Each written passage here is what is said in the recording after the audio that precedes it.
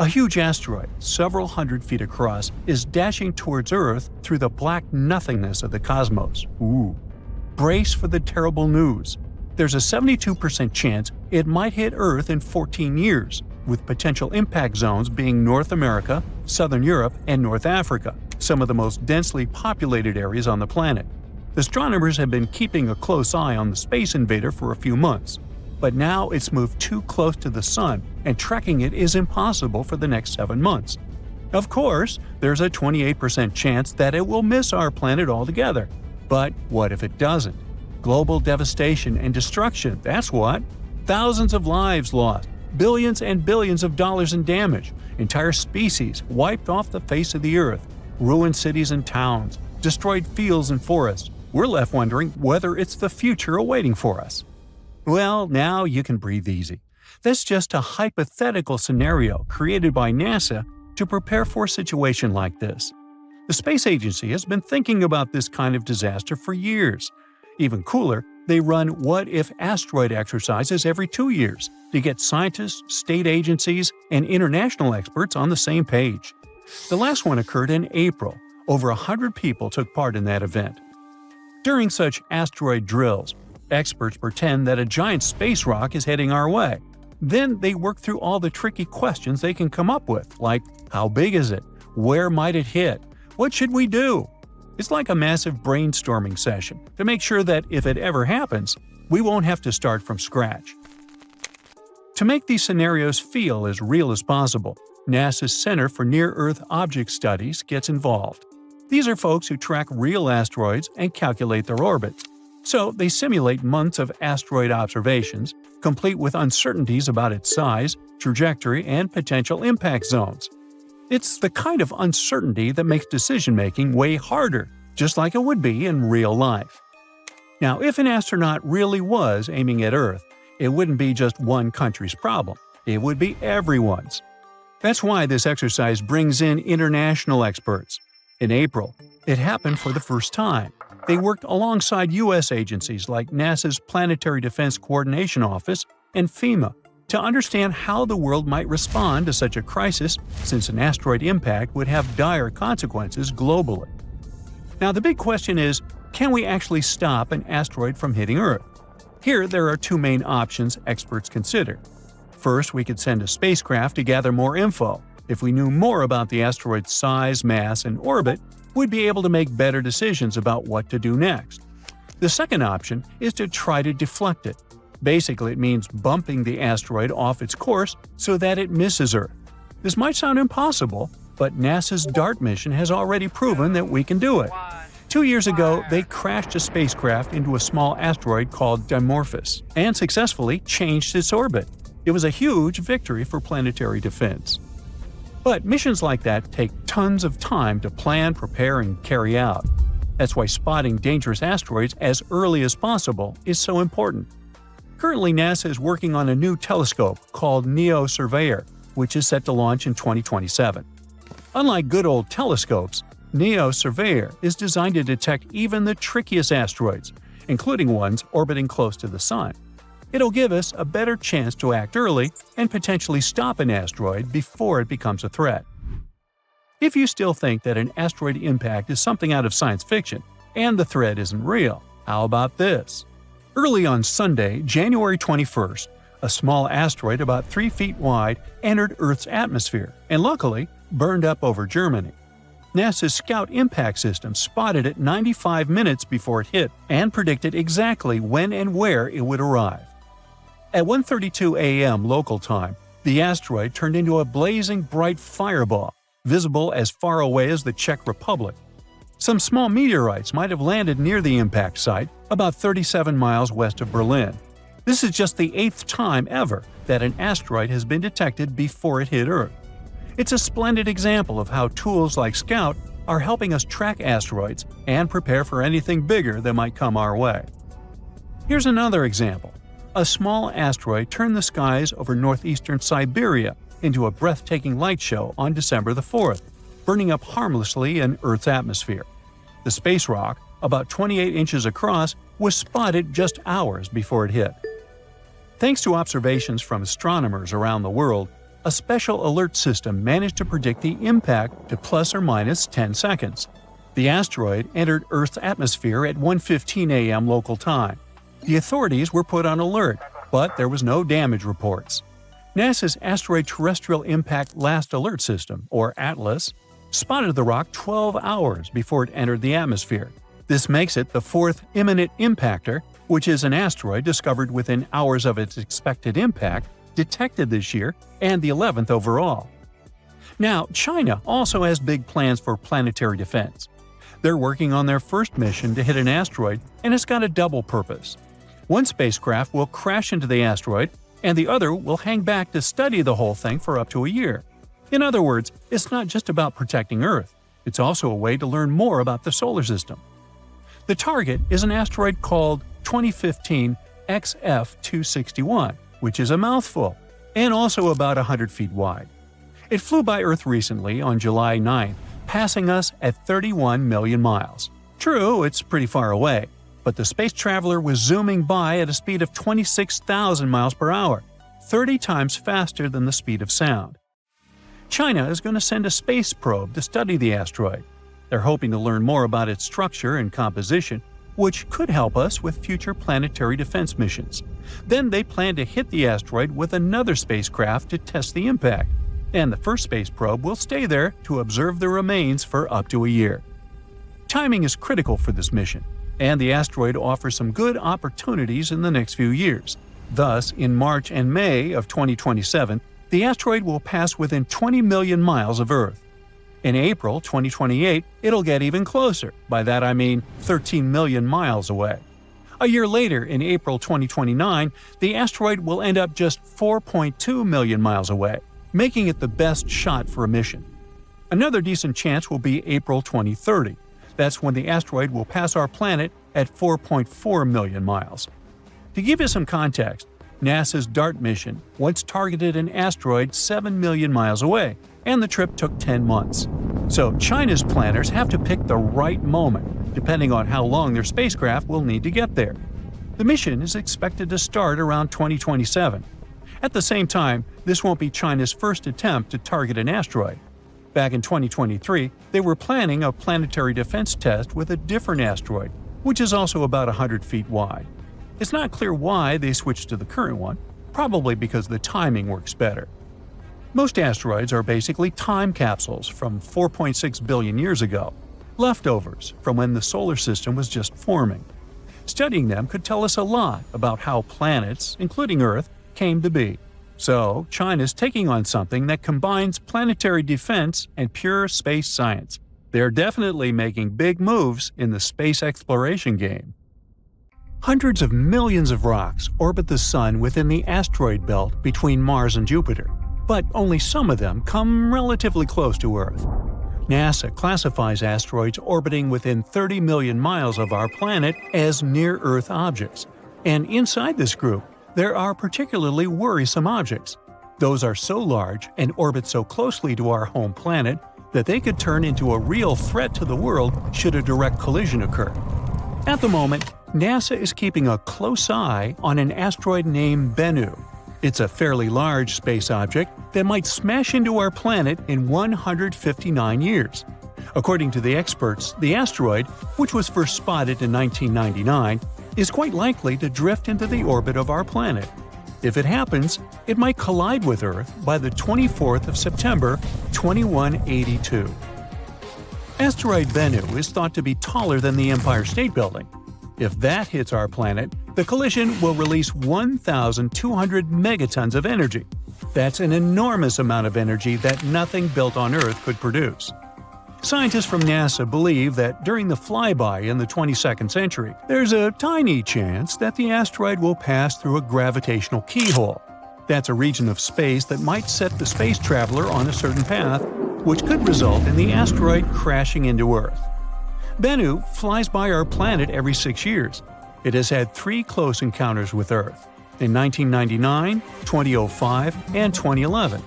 These days, scientists estimate the chance of the asteroid hitting our planet by 2182 as 1 in 2,700.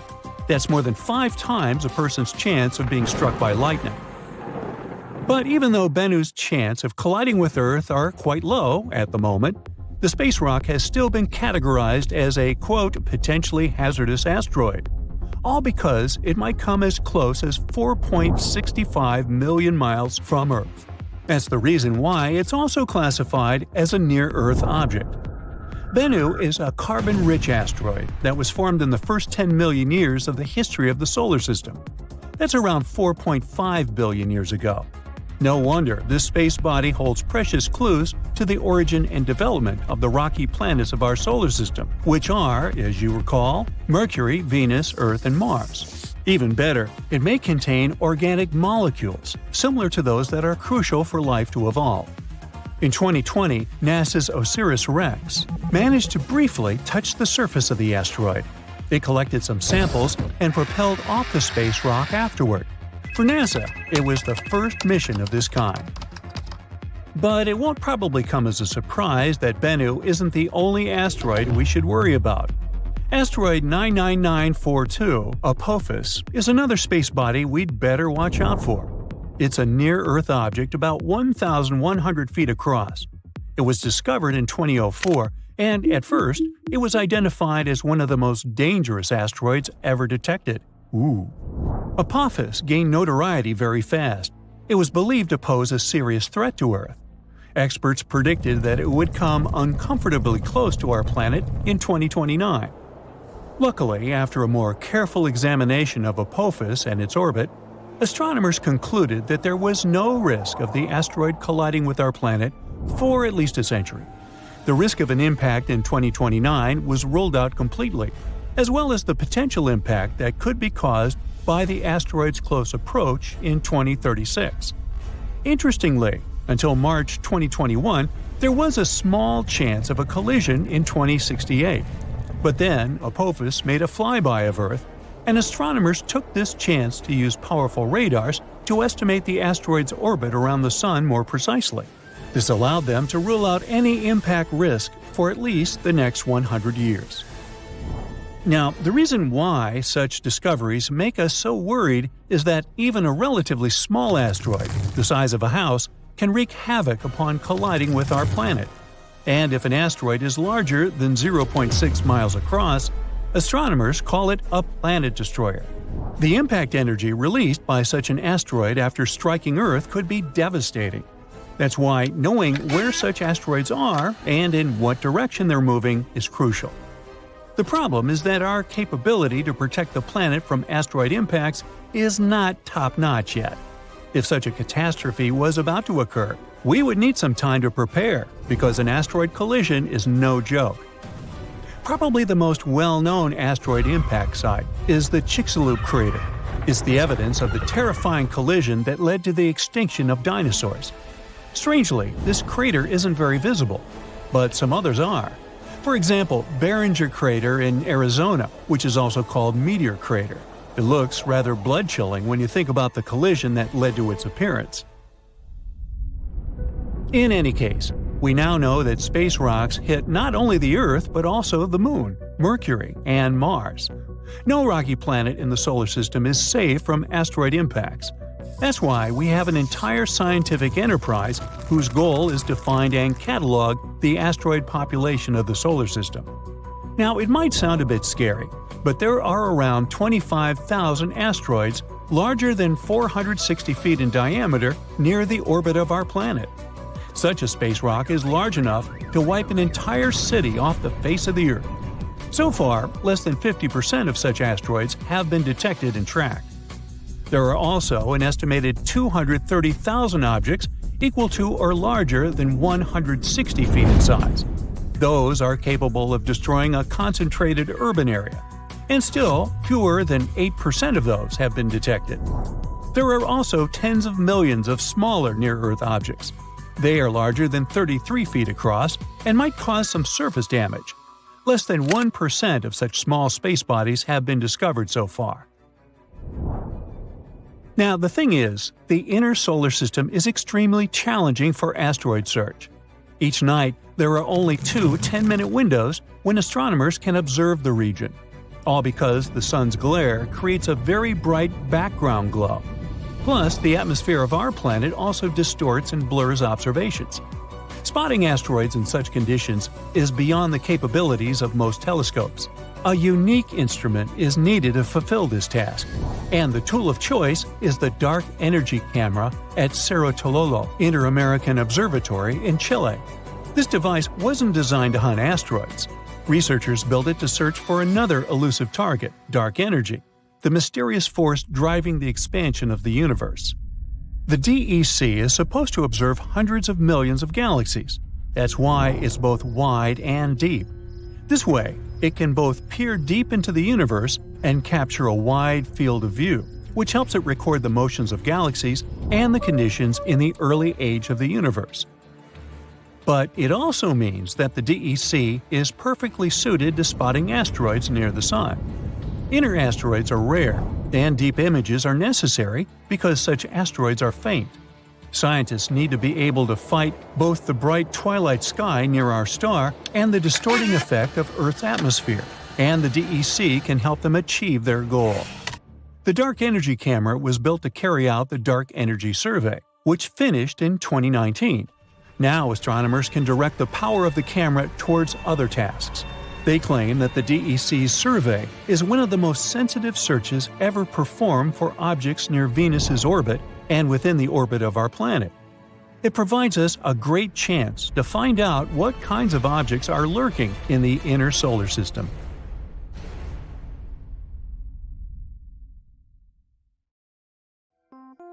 We're flying past the planets of our solar system. We pass by Mars, Jupiter, Saturn, Uranus, and Neptune. Then we move through dark space beyond the edge of our world. We've reached our destination. It's the Oort cloud. It's a hypothetical region around the solar system that holds tons of asteroids and blocks of ice. It's likely to be where the largest comet in human history was born. And now, it's heading toward the Sun. Bernard and Ellie Bernstein was discovered totally by accident during the Dark Energy Survey. Our telescopes were pointed at distant space. Their main goal was to learn more about how the universe was expanding. Astronomers also wanted to make a more detailed map of the observable universe. Scientists analyzed over 80,000 images and found a moving object. It was alarmingly close to our home planet. Its size was an impressive 62 miles. That's about the width of Lake Michigan. It was an already active comet with a long tail. Usually, comets get a tail when they come close to the Sun.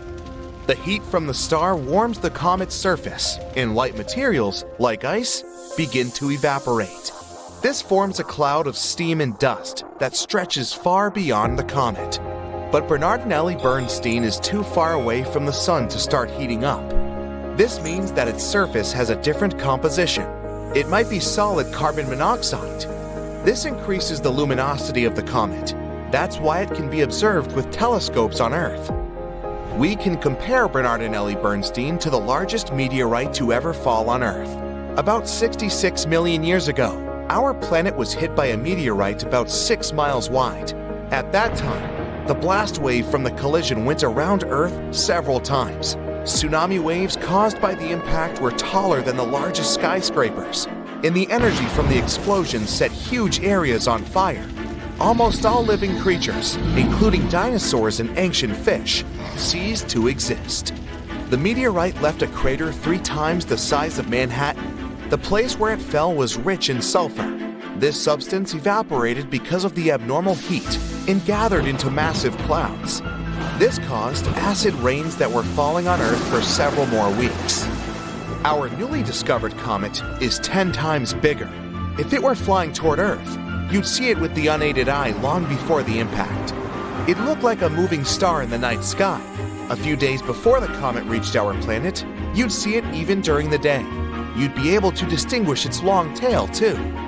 When the comet entered the atmosphere, it produced a booming sound so loud you'd hear it on the other side of Earth. At this point, the comet would begin to heat up because of friction with the air. It'd start burning. Countless pieces of debris would break away from the main body of the meteorite and fall to Earth. As soon as Bernard and Ellie Bernstein touched the surface of the planet, we'd see a flash so bright it'd outshine the Sun. In a fraction of a second, a colossal amount of energy would be converted into heat. This would create the most powerful explosion in the history of our planet. It'd literally rip out chunks of ground and throw them into the air. The blast wave would incinerate everything within a few hundred miles. It continued to spread in different directions, breaking and bending trees. At one point, it reached snow-capped mountains and trigger huge avalanches that would cover many villages.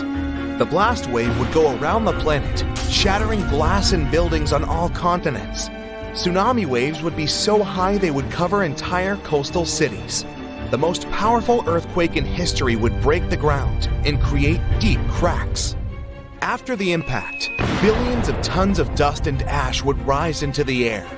A giant black cloud would completely block the sun's rays. Earth would be plunged into darkness. All the debris in the air would start melting. They'd turn into liquid lava and fall back to the surface, causing even more damage. The ash and dust in the air would cover the sun for several more months. During this time, the temperature on Earth would drop by several degrees. Even if they were hiding in deep shelters and bunkers, people, as well as all other living organisms on the planet, would be unlikely to survive this event.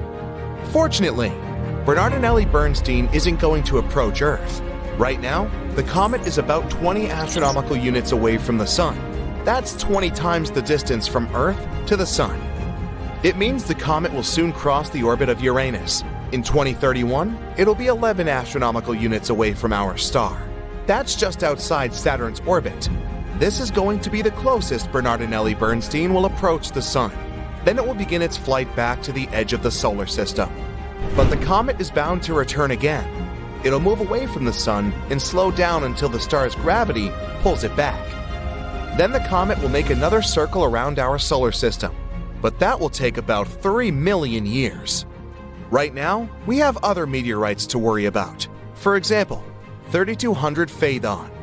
It crosses the orbits of Mars, Earth, Venus, and Mercury. Then it goes around the Sun and comes back. This cycle takes about 523 days. Then it starts over again. This meteorite is considered potentially hazardous because it crosses Earth's orbit at 7.5 Earth-Moon distances. During one of its last approaches to Earth, this 3.6-mile wide block of rock showered our planet with small meteors. Since the asteroid often passes by the Sun, its surface is most likely to look like the dry bottom of a mud swamp. It's covered in scales and cracks. As it flies past Earth, these scales break off and cause meteor showers. But the largest, potentially hazardous asteroid is the 1999 JM8. It's about the size of 77 soccer fields. It passes by Earth at 9 lunar distances. Its closest approach to our planet will happen in August 2137. If such a meteorite were to hit Earth, an entire continent could be wiped out. The rest of the world would experience massive tsunamis, but would survive the event. So naturally, scientists are thinking of ways to protect the planet from such a disaster. The first solution is a controlled Big Bang. One of the laws of physics says that if you apply some force in one direction, it'll cause a reaction in the opposite direction. So if we spot an asteroid that is about to collide with Earth, we'll need to send a rocket toward it. This way, we'll produce a controlled explosion, not inside, but right above its surface. The blast will be directed upward, and the asteroid will shift downward.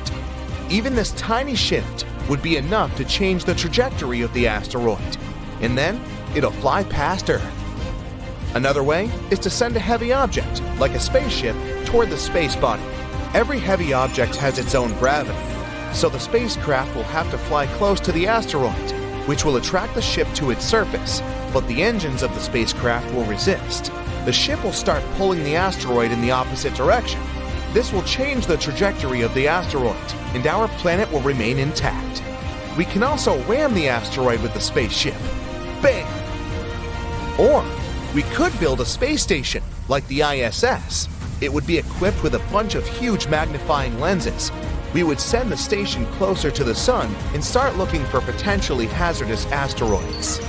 Then, we'd point all the lenses so that the Sun's rays would focus on the giant rock. The heat would begin to vaporize the matter from the asteroid's surface. That's where physics would come into play again. The matter would evaporate upward, and the asteroid would move downward. We could also wrap the asteroid in a reflective film, something like foil.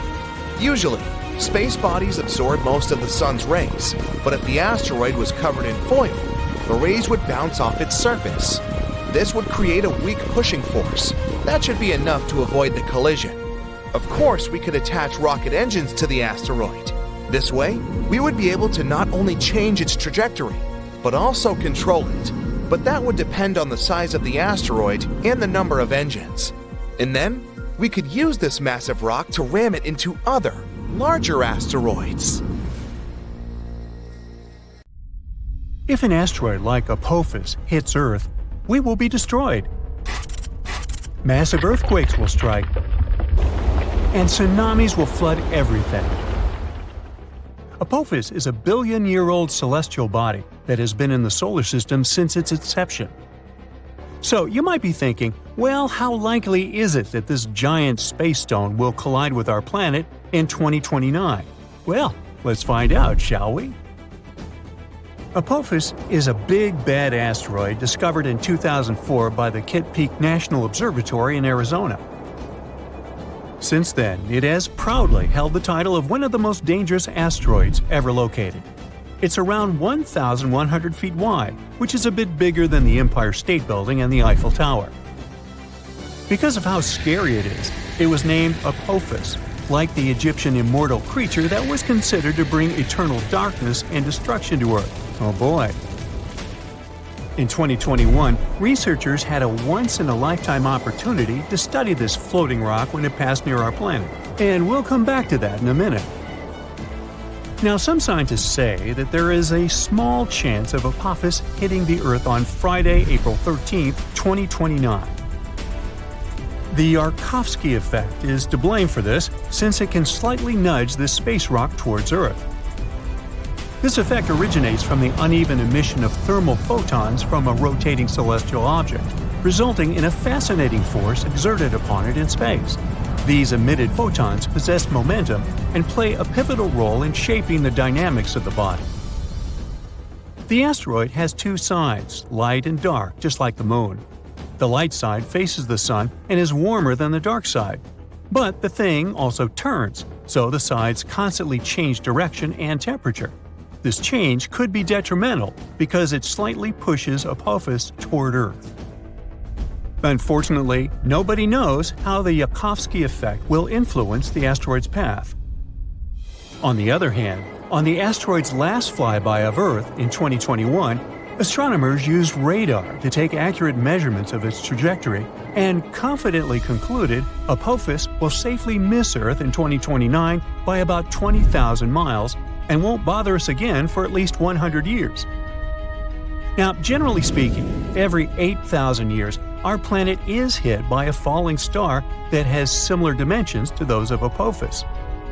The last time we were hit by a slightly smaller meteor was in 2013. A new spacecraft developed by NASA called the OSIRIS-REx was launched in 2016 to collect samples from another slightly less terrifying celestial body called Bennu. 4 years later, it finally arrived at the thing, got some samples, quickly said goodbye to Bennu, and started traveling back towards Earth. The samples were safely stored in a capsule dropped in Utah. So far, this has been the most significant sample ever taken from an asteroid. After the delivery, the spacecraft didn't waste any time and started chasing Apophis. Now, OSIRIS-REx has been renamed to OSIRIS-APEX and is currently playing tag with Apophis. With some luck, on the 2nd of April 2029, when the asteroid zips close by Earth, the spacecraft will reach Apophis and land on it. It will stay on Apophis for 18 months, collecting valuable information and taking thousands of pictures. The asteroid will be monitored with the help of powerful telescopes. At some point, Apophis will get too close to the Sun, and then all the monitoring work will be on Osiris's apex back. If you live in Europe, West Asia, or Africa, you're one of those lucky people who will have a once-in-a-lifetime opportunity to see Apophis with the unaided eye.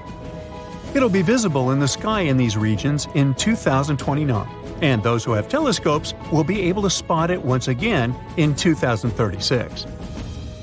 OSIRIS-APEX will experience some problems because the asteroid has a thick crust, and the spacecraft won't be able to collect data as easily as it did with Bennu. OSIRIS-APEX has a unique thruster that will blow all the dust from Apophis while landing. This will be a perfect chance to analyze the surface of the asteroid to see what it's made of. The craft will spend 1.5 years mapping the asteroid, trying to detect changes in its shape. All this research will show how the celestial body is likely to move so we can better design plans to protect Earth from such things. In 2025, NASA is also going to launch the mission Apophis Pathfinder, and it will be the first spaceship to ever touch this asteroid. It will land approximately a year after its launch. Also, NASA has proposed sending a swarm of tiny craft into space to help humanity develop effective protective tactics against asteroid strikes. We know that Apophis originated in the primary asteroid belt between Mars and Jupiter. In the past million years, this celestial body has changed its path because of the considerable influence of Jupiter's gravitation. Now it seems like it favors the Sun more, meaning this asteroid will come very close to Earth. That's why it's classified as a near-Earth celestial body. A lot of tests and research have been done to find a way to deal with asteroids. Some solutions include drilling and detonating the space body from inside, or testing new technologies, like attaching rockets to it and trying to steer it away from Earth. We can also hit it with something moving at high speeds to make it change its course. Apophis is an S-type asteroid made of rocks and minerals like iron and nickel, and is shaped like a peanut. It can tell us a lot about the past and possibly the future. Sampling this space object could reveal how life on Earth began and how plants appeared. There are many theories that suggest that water arrived on our planet on an asteroid or a comet. Asteroids are like priceless time capsules. Unlike rocks on Earth, which have undergone thousands of changes, like erosion, most celestial bodies are still intact and much easier to study. When meteors fall on Earth, they get covered in debris that's impossible to clean. That's why studying Apophis while it's still in space is so important. Also, some asteroids are made of precious metals like platinum. Right now, we have a high demand for metals that we use in production, and mining metals on Earth is quite tricky. Just one large meteor might have iron, nickel, gold, and platinum that could last us millions of years. If Apophis has this amount of metals, well, we'd want to break it down and bring it back to Earth.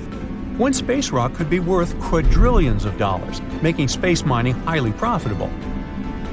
And still, it would cost us more to get it back to Earth than to dig up these materials here. As technology progresses and new kinds of rockets are developed, this might become possible at some point. So, even though we're safe for the next 100 years from Apophis, you probably still want to see what would happen if something like it did impact.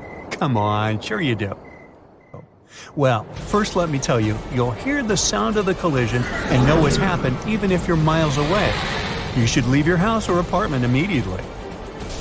Shortly after the impact, massive earthquakes will strike, and many tall buildings will fall. So, staying away from cities might be your best option if you have a choice.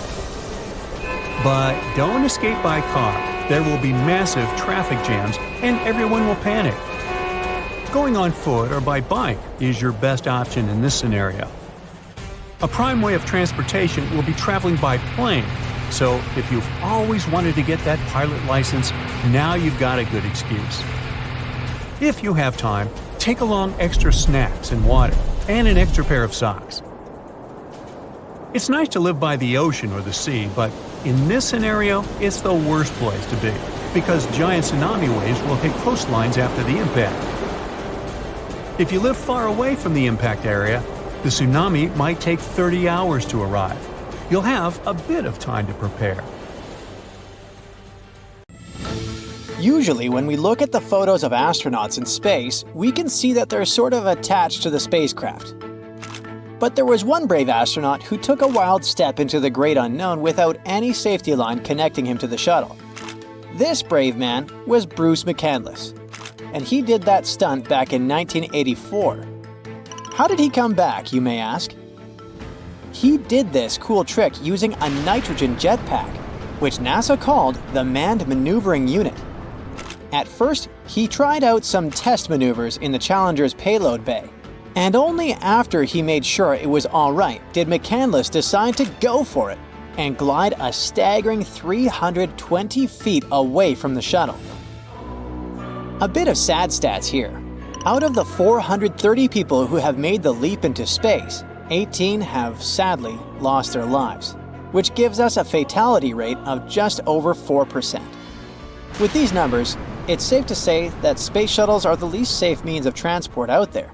Duh. Alright, let's make it a tad brighter. If we crunch the numbers a bit better, we can get a smaller percentage. But how? Well, 4% is a bit misleading because when we count, we take all the space flights. However, some people flew several times, which reduced the probability. With over 600 seats filled across 113 shuttle flights, the true fatality rate for shuttle missions is actually closer to 2%. Let's test your general knowledge now, shall we? So, what was the first living thing ever sent to space? If your answer is a monkey, you aren't right. Those who said dogs, sorry you guys, but it's not correct either.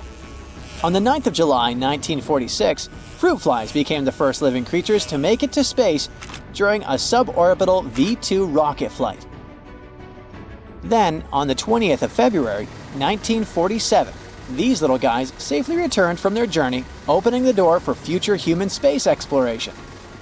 Before, we sent to space mammals like the rhesus monkey, Albert II, in 1949, or the famous space dogs.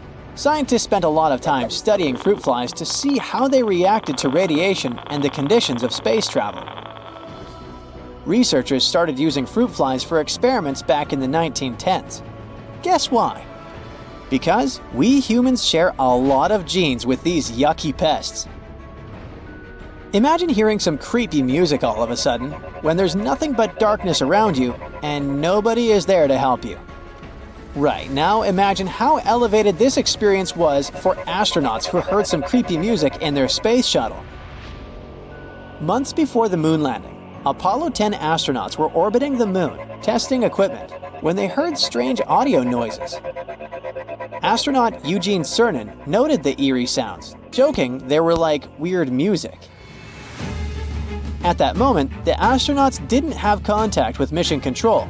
They were over the moon's dark side. Although the noises resembled something from a sci-fi film, NASA downplayed them as they were focused on the astronauts' mental health. Despite years of speculation, the source of the sounds remains unknown, with theories ranging from radio interference to charged particle activity. Cernan later remarked that they didn't take it seriously and didn't report it after the mission. Chances are, we've already received messages from new friends from other galaxies, but we just failed to understand them. In August 1977, some astronomers using the Big Ear radio telescope at Ohio University picked up a strange narrow-band radio signal from the constellation Sagittarius that lasted for 72 seconds. The signal buzzed at a frequency of 1,420 megahertz, which is significant because it matches the natural emissions from hydrogen. This frequency had been flagged by scientists almost 2 decades earlier as a likely choice for extraterrestrial civilizations trying to reach out to us. They dubbed it the WOW signal after one of the astronomers wrote "WOW" on their printout. We've never heard that signal again, and no one has been able to explain its origin satisfactorily. After spending about a month in space, astronauts start losing quite a lot of skin from the bottoms of their feet, especially those tough calluses they've built up over time. One astronaut even called mission control in a bit of a panic when he noticed a chunk of his heel drifting off in zero gravity. But no worries, as the old calluses peel away, new ones spring up from the tops of their feet. They need that grip to hold on to all the restraints, kind of like airborne trapeze artists. Going number 1 and seeing blood is as scary as it sounds, and yes, in the weightlessness of space, blood doesn't settle in the lower body in the same way it does on Earth. This can lead to some alarming situations on board. Natural urges are universal, regardless of location. There are two main reasons why astronauts are unable to use traditional toilets in space. First, water is an extremely valuable resource aboard a spacecraft. Second, there's no gravitational flow of water in space. The drinkable water on a space station is contained in pouches and is used accordingly. In a weightless environment, a specialized device with suction and disposable bags is used for waste collection, with the storage being replaced every 10 days. Additionally, spacecraft are equipped with complex systems designed to recycle and filter liquid waste, converting it back into usable water for the astronauts' daily needs. As if that wasn't enough, spending an extended period floating around in space brings another challenge. The body may lose its bursa sacs, those handy little cushions that sit between our hip joints. While this may not pose an immediate issue in the zero-gravity environment, returning to solid ground can turn the simple act of sitting down, whether in a chair or on a toilet, into a real struggle. The fluid shifts that contribute to blood-related issues don't stop there. They can also wreak havoc on astronauts' sinuses, creating a constant feeling of congestion. It feels like living in a stuffy room all the time, where relief seems just out of reach. Thus, the challenges of long-term space travel add up, making the experience as daunting as it is thrilling. Another challenge astronauts run into is vision loss, also known as ocular syndrome, which sounds all sciencey. While the exact cause is still a bit of a mystery, it's thought that extra pressure on the brain can mess with both the retinas and optic nerves. And here's a fun fact: it mostly affects guys. By the way, you might assume that shutting your eyes in space means it's pitch black, but that's not the case. Because of high levels of radiation, astronauts can still see bright lights when they zip through certain parts of their orbit. It's a pretty strange phenomenon that keeps them on their toes, even with their eyes closed. Switching gears, let's talk about bone health in space. It turns out that being weightless can really take a toll on astronauts' bones. Like, they can lose up to 2% of their bone mass every month, which is pretty wild. But the good news? They've come up with new exercise routines that help fight off that bone loss. So, while space travel definitely has its challenges, researchers are working hard to keep astronauts in tip-top shape as they explore the universe. The Big Crunch is a cool theory about how the universe might end, and it's basically the opposite of the Big Bang.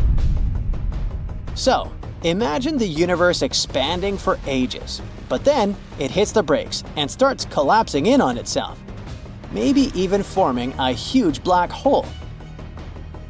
Scientists are looking into this by checking out the universe's density. If it's too dense, such a collapse might really happen. At first, people thought that gravity would eventually take over and stop the expansion from the Big Bang. But then we found this mysterious thing called dark energy, which is actually speeding up the universe's expansion. Because of that, it seems like the Big Crunch is pretty unlikely. Right now, the evidence shows that dark energy is here to stay, so the universe will just keep on expanding forever. Asteroids aren't as rare on our planet as we may think. About 17,000 of them visit us every year. You've probably seen at least one in your life. For example, if you've seen a shooting star. They leave these bright tails behind them as they pass through Earth's atmosphere. Of course, they only look beautiful in the sky. If they reach the ground, the consequences would be catastrophic. Luckily for us, most of them explode 30 to 50 miles above the surface. Their mass is too small for them to withstand such a journey to the end, so most of them remain harmless to us. But we shouldn't underestimate them. Let's start with the smallest ones. 1 to 3 foot high asteroids are about the size of a person. They're too small to cause any real damage. Most often they explode in the atmosphere, without even reaching its lower layers. But at the same time, they splash up tons of energy over the surface every time. 13 to 15 foot asteroids, the height of giraffes and mammoths. These larger meteorites come to us less often, once a year and a half. Like the previous ones, they, fortunately, don't pose a serious threat, but they splash out much more energy. 30 feet, the height of a 3 to 4 story building. They visit us once every 10 years, and now we're talking seriously. It throws out a wave that could demolish an entire city. I think you understand how catastrophic the consequences would be if this asteroid touched Earth. 65 feet, multi-story building. They like to visit Earth once every 60 to 70 years. Good news, it explodes at 12 miles above the ground. Its released energy could destroy an entire region if it touched the ground. Bad news, such an asteroid has already visited us recently, and the consequences were pretty rough. It all happened in a city called Chelyabinsk. On February 15, 2013, at about 9:20 a.m. local time, the giant slowed down in the Earth's atmosphere and then broke up into small pieces at 14.5 miles above the Earth. These pieces then flew in different directions. It shattered the windows all over the city and damaged many buildings, including people's houses, schools, and others. It took a while to repair everything, and the scale of this destruction was quite serious. As a result, there were 1,615 injured. But fortunately, no casualties. At least we're safe for the time being. The next such asteroid may come to us only in the 2070s or 80s, and no one knows where exactly it wants to land. Now let's move on. 300 feet. This is the height of the Statue of Liberty together with the pedestal. Such a giant can be seen every 4,500 years, and this is the first asteroid on our list that may literally crash into Earth. The consequences are disastrous. Not only may it demolish an entire city, but it can also set fire to neighboring areas. Well, some people even witnessed such a meteorite land on our planet. The notorious Tunguska meteorite is the biggest asteroid disaster that people have ever seen. It all happened on June 30th, 1908 in eastern Siberia. The meteorite was bright, like a second sun, and people felt the heat wave when it just approached the Earth. It exploded near the river. Fortunately, the whole area was surrounded by taiga, and there were no big cities nearby. But even there, it immediately destroyed a lot of trees. Serious forest fires broke out. The sound of the explosion was heard by people hundreds of miles around. At tens of miles around, all the houses' windows broke. The magnetic storm that resulted from this collision lasted 5 hours. The consequences were truly disastrous, but perhaps this is not the worst thing that awaits humankind. 99942 Apophis, 1,215 feet. It's slightly bigger than the Eiffel Tower. This meteorite, as scientists discovered in 2013, will be our next guest. Collisions of such force occur in about 100,000 years, and this one is gradually approaching. The force of such an explosion is equal to the force of the catastrophic eruption of the Krakatoa volcano in 1883. This eruption is considered one of the most destructive in history. It caused a terrible tsunami. 165 cities and settlements were completely destroyed, and another 132 were seriously damaged. People all around the globe could feel the consequences of this eruption, at least to some degree. Such an asteroid could leave a 3.5-mile crater, and this is one we'll face in the distant future. But calm down, no need to panic yet. By 2070, the meteorite will be almost 174 million miles away from us. It still has a very long journey ahead of it, so we're safe for at least 100 years, or even more. Besides, our planet has survived something even worse. 3,280 feet. This is higher than the tallest tower in the world, the Dubai Burj Khalifa Tower. Such collisions occur once every 500,000 years. We're not sure when such a collision occurred the last time. 70% of our planet is covered with water. If such meteorites fell into the ocean, it would be extremely difficult to find their traces. But we can assume the possible consequences. The wave would have swept across the entire hemisphere. The crater would be about 9 miles in diameter, and that would be a complete disaster. The last event of such a force happened 26 to 28 million years ago. It was an eruption of the supervolcano La Garita, which is located in the southwest of Colorado, USA. It was one of the most powerful known supervolcanic phenomena in history. During this monstrous eruption, a significant part of the current state of Colorado was destroyed. Scientists are still not sure how far the ashes have spread, but there was an even bigger meteorite in the history of mankind. The consequences of that impact were irreversible for an entire species of animals. I think you know what I'm talking about. Chicxulub meteorite, the thing that wiped the dinosaurs off the face of the Earth. This happened about 66 million years ago. These collisions in general happen about every 500 million years. The height of the Chicxulub meteorite was 12.4 miles. It's so high that when it touched the ground, it could reach the stratosphere. Even looking at the 124-mile diameter crater left by this meteorite, you can understand how huge it was.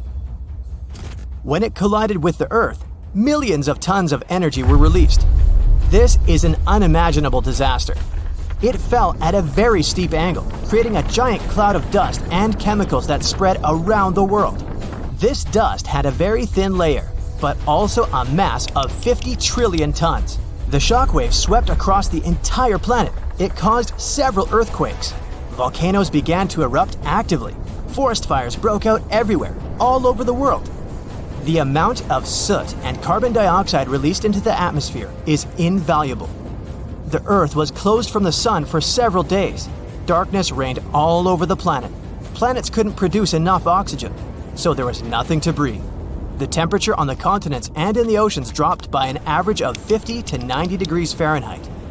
Sounds horrific, doesn't it? And of course, it caused one of the greatest extinctions in the history of the Earth's biosphere. Amazingly, the Earth was able to recover after such a catastrophe.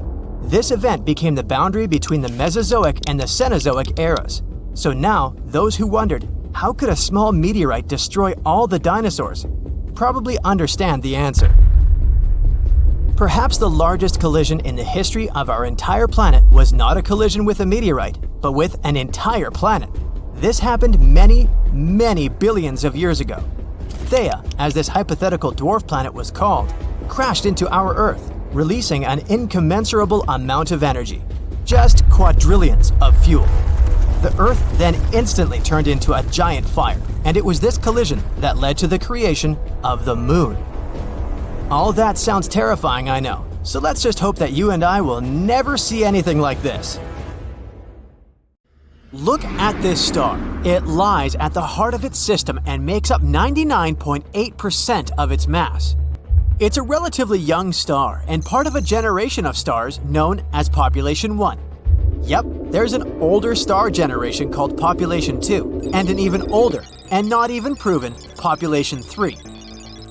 Anyway, this star was born around 4.6 billion years ago. It most likely formed from a giant, rotating cloud of dust and gas. Such clouds of space matter are called nebulas.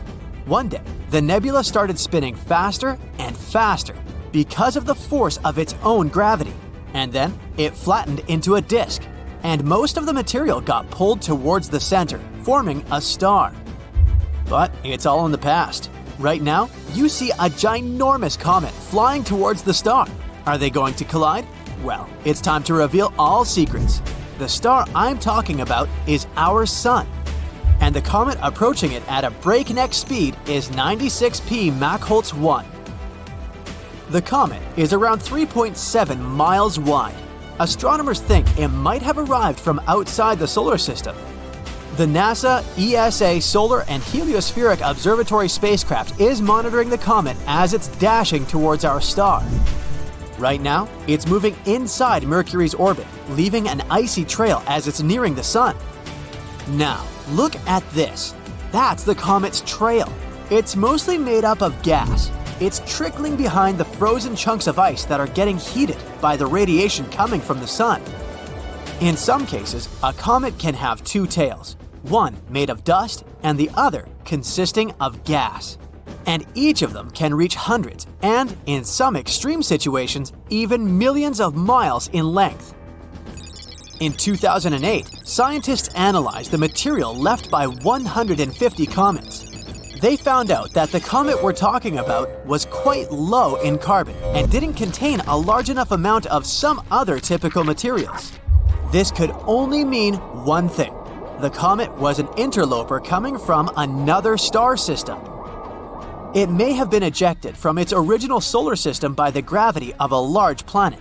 After that, the poor homeless celestial body probably spent a large amount of time wandering space, until it came across Jupiter. The gas giant could have bent the comet's trajectory, trapping it in orbit around the sun. There's one more theory. According to it, the comet formed in a poorly studied region of the solar system, and it has this weird composition due to its repeated journeys around the sun. Now, scientists are watching the comet with bated breath. They're sure that once it collides with the sun, they'll be able to learn new information about this space wanderer. And since the comet is an atypical one, both in its behavior and composition, they don't know what they will see, which makes the whole process even more exciting. David Mockholtz, yes, that's the one who the comet was named after, first noticed this space body in 1986 with the help of a homemade cardboard telescope. The most surprising thing about this discovery is that most comets falling towards the sun are quite small, not more than 32 feet across. That's why they burn up as soon as they come close to the sun. But the sheer size of Mockholtz 1, which is more than 2/3 the height of Mount Everest, seems to protect the comet from evaporating completely. The SOHO has already recorded the comet making 5 close passes around the sun. The most recent one happened on January 31st, 2023. The giant comet was 3 times closer to the sun than Mercury. But what would happen if a space body like this one crashed into our star? There is a special name for comets that come too close to the sun: sun grazers. They can pass a few thousand miles away from the star's surface. At the same time, we know that the sun doesn't have a surface. It's a giant ball of immensely hot gases, mostly hydrogen. Comets that get too close to the star can pass through its Roche limit. After this border, space travelers usually get ripped apart by incredibly strong gravitational forces, or at least that's what happens to small or structurally weak comets. But our comet is neither weak nor small. It can potentially survive the sun's gravity and cross the Roche limit again, leaving the dangerous zone. But such comets have other problems, because solar radiation and heat are powerful enough to crack rocks. So imagine 96P Mockholtz 1 speeding towards the sun. It's moving faster and faster, crossing the Roche limit, and it looks as if it's not gonna stop. Soon, it's dashing at a speed of 370 miles per second. And then, boom! The comet gets flattened by the sun's atmosphere. This generates a truly spectacular explosion. It throws out countless tidal waves of X-rays and ultraviolet radiation. This explosion unleashes as much energy as a coronal mass ejection or a powerful magnetic flare. The momentum makes the sun ring like a bell. Then, a series of sunquakes echo through the solar atmosphere, and that's what might happen if a massive comet crashes into our star. Scientists admit that their theories are just speculations. For one thing, a sun-hitting comet hasn't been seen yet. Plus, no one is sure what physics will determine its fate. Astronomers know about comets that came pretty close to the sun and survived this feat. For example, in 2011, it was a comet named Lovejoy. It passed through the corona, the outermost part of the sun's atmosphere, usually hidden by the blindingly bright light of the surface of our star. When the comet emerged, it was much worse to wear, that's true, but it was still intact. Another comet that survived this dangerous approach, though barely, was Ison, and it happened in 2014. So, what does a comet need to reach the sun's lower atmosphere? A mass of more than 1 million tons. This lower limit is about 100 times smaller than comets Lovejoy and Ison. There are long-period comets that take more than 200 years to orbit the sun. Scientists think they might originate in the Oort cloud. It's the most distant region of the solar system, its outskirts, so to speak. It's a collection of icy objects farther away from us than anything else in the solar system. It lies at a distance between 2,000 and 100,000 astronomical units away from the sun, and 1 AU is around 93 million miles. This region is also described as a cometary reservoir. No wonder, according to some estimates, there are more than 1 trillion icy objects there. So some of them are bound to wander off, right? You can also find an estimated trillion or even more comets in the Kuiper Belt. This region lies beyond the orbit of Neptune. It's a donut-shaped ring of icy objects surrounding the Sun, 30 to 55 AU from our star. Short-period comets that take less than 200 years to orbit the Sun appear there. The first mission to explore this distant region was New Horizons. Right now, it remains deep in the Kuiper Belt, speeding away from Earth at a rate of about 300 million miles per year. There are also dwarf planets dwelling inside the Kuiper Belt. Some of them have their own moons, and this egg-shaped planet, Haumea, even has a ring of its own. By the way, a dwarf planet's atmosphere can collapse if its orbit takes it far away from the Sun.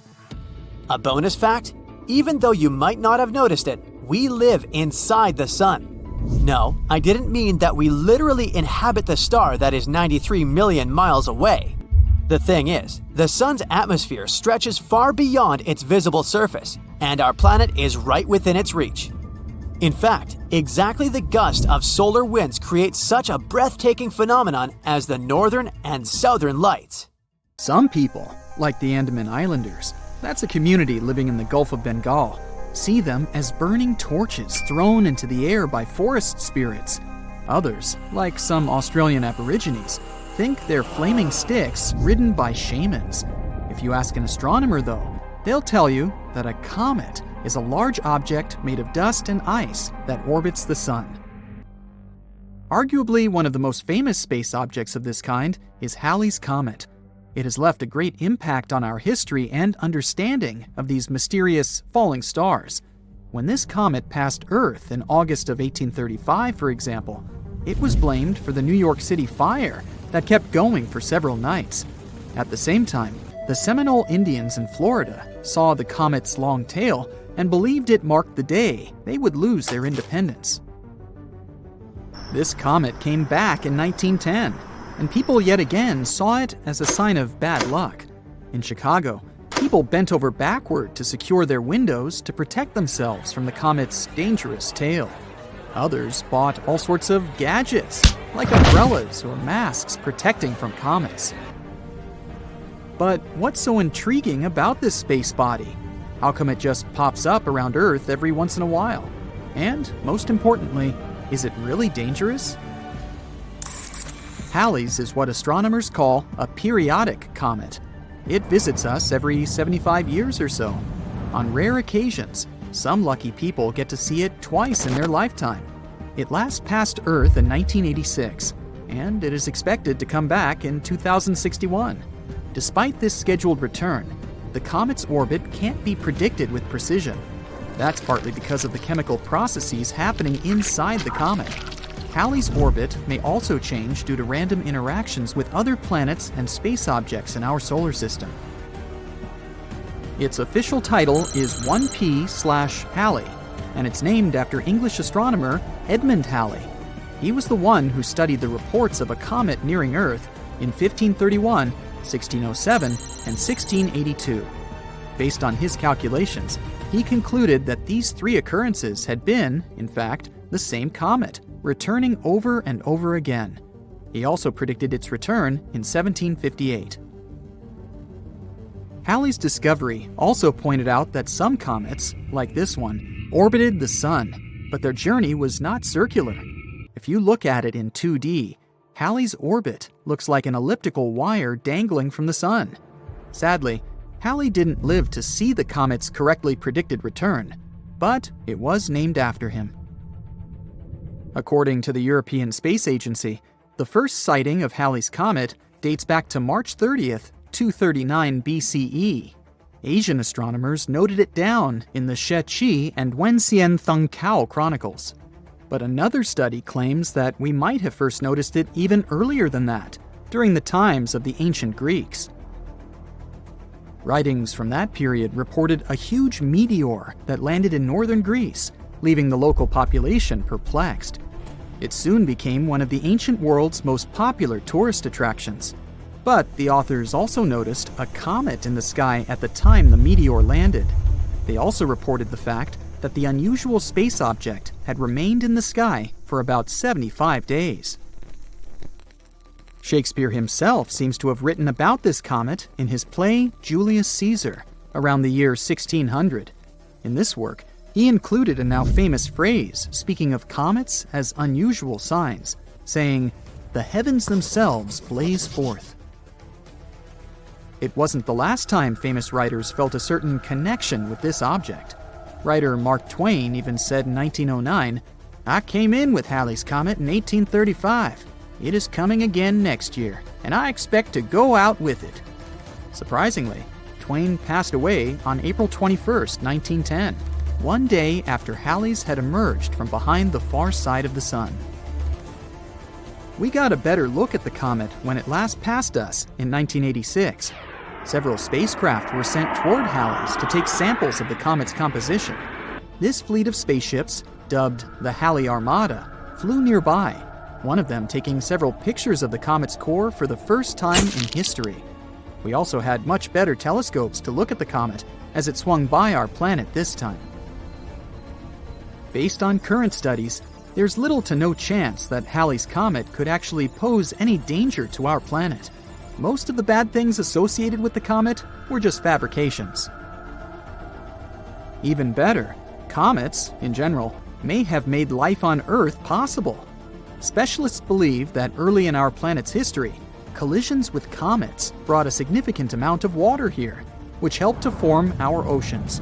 These space objects may have also gifted us organic material necessary for the formation of life.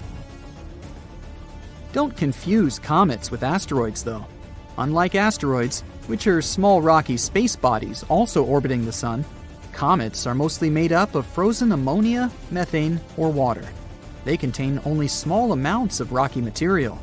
Because of their composition, comets are sometimes nicknamed dirty snowballs. Comets are made of 4 parts: a nucleus, a coma, a dust tail, and an ion tail. But their nucleus makes up most of their total mass. There are over 3,000 comets that we know of, but astronomers think there may be up to 1 billion of them in our solar system. A comet that is bright enough to be visible from Earth without the help of a telescope is called a great comet. Approximately 1 great comet can be seen every 10 years or so. People have noticed other comets for millennia. However, scientists have concluded that since comets shed a lot of material each time they orbit close to the sun, their lifespan may be only thousands of years. If you compare that to the age of the solar system, which is 4.6 billion years, it's a relatively small number. Since these space bodies are still present in the solar system today, there must be a source of comets somewhere out there. Otherwise, all comets would have disappeared a long time ago. Another famous comet is named Hale-Bopp. It came very close to Earth in January 1997. The last time it was seen near our planet before that was during the Bronze Age, back in 2000 BCE. This comet is much larger and more spectacular than Halley's. Its nucleus stretches for up to 24 miles in diameter and can be seen from the surface of our planet with the unaided eye. Comet Borrelly was the second comet to be studied up close by a spacecraft. NASA's Deep Space One approached it in 2001 and gave scientists a detailed report of the comet's black core. This comet is surprisingly lopsided, but the reason for its unusual shape is still up for debate. Halley's Comet appears to have formed in the Oort cloud at the outer edges of the solar system, but Borrelly is said to come from an icy cloud of rocks beyond Neptune, which is called the Kuiper Belt. Comet Hyakutake gave us quite the show when it passed just 9.3 million miles from Earth in March 1996. It looked like an ice blue splash with a faint gas tail. This comet amazed astronomers too, as it produced X-rays 100 times more intense than scientists had predicted. A spaceship called Ulysses passed through Hyakutake's tail in May 1996, reporting that it was at least 350 million miles long. That's double the size of any other known comet's tail.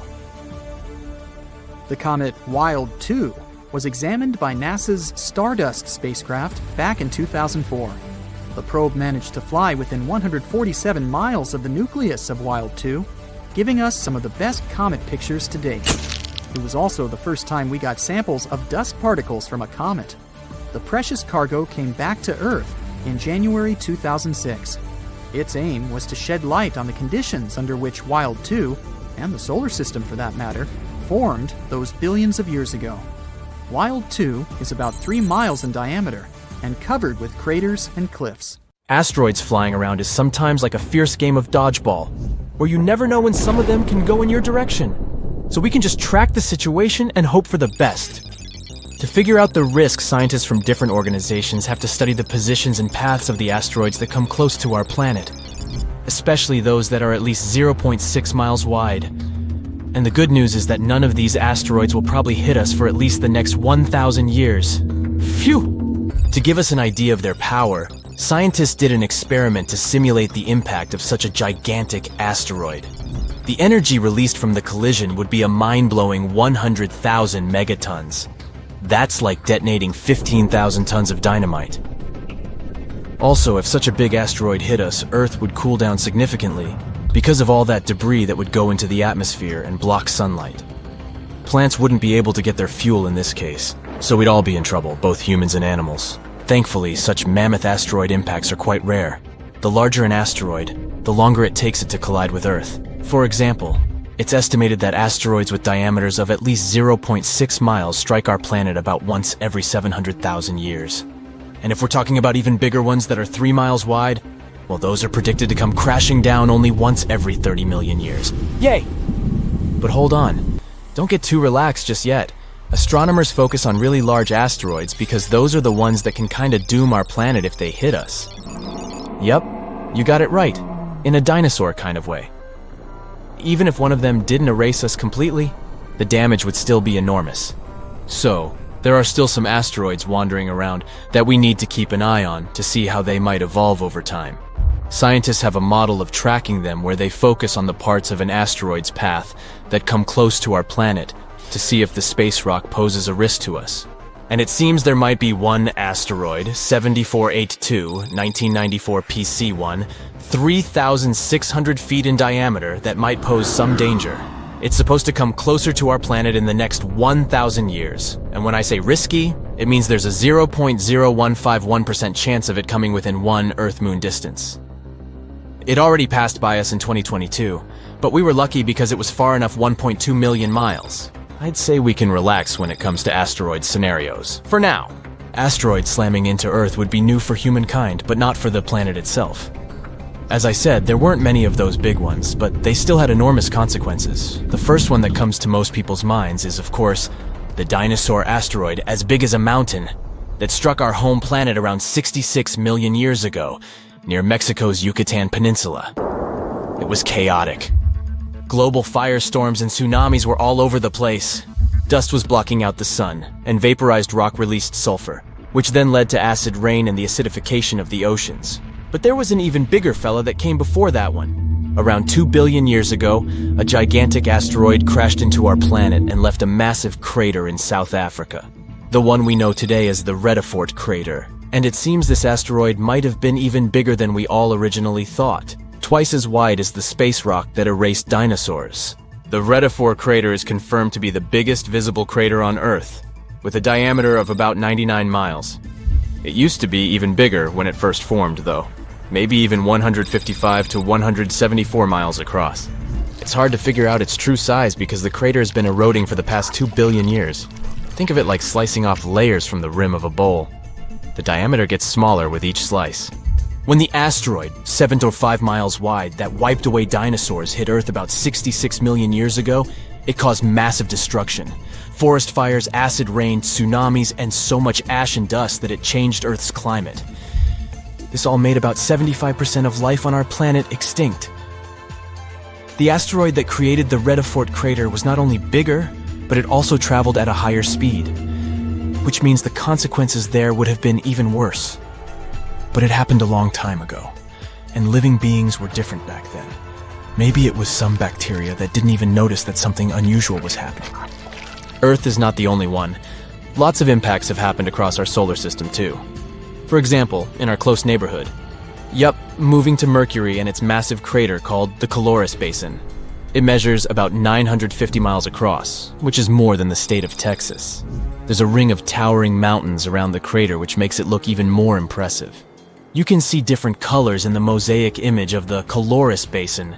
They tell us more about the geology of the basin. The orange parts represent lava that once flooded the basin. These lava flows covered the original surface and added this specific orange hue.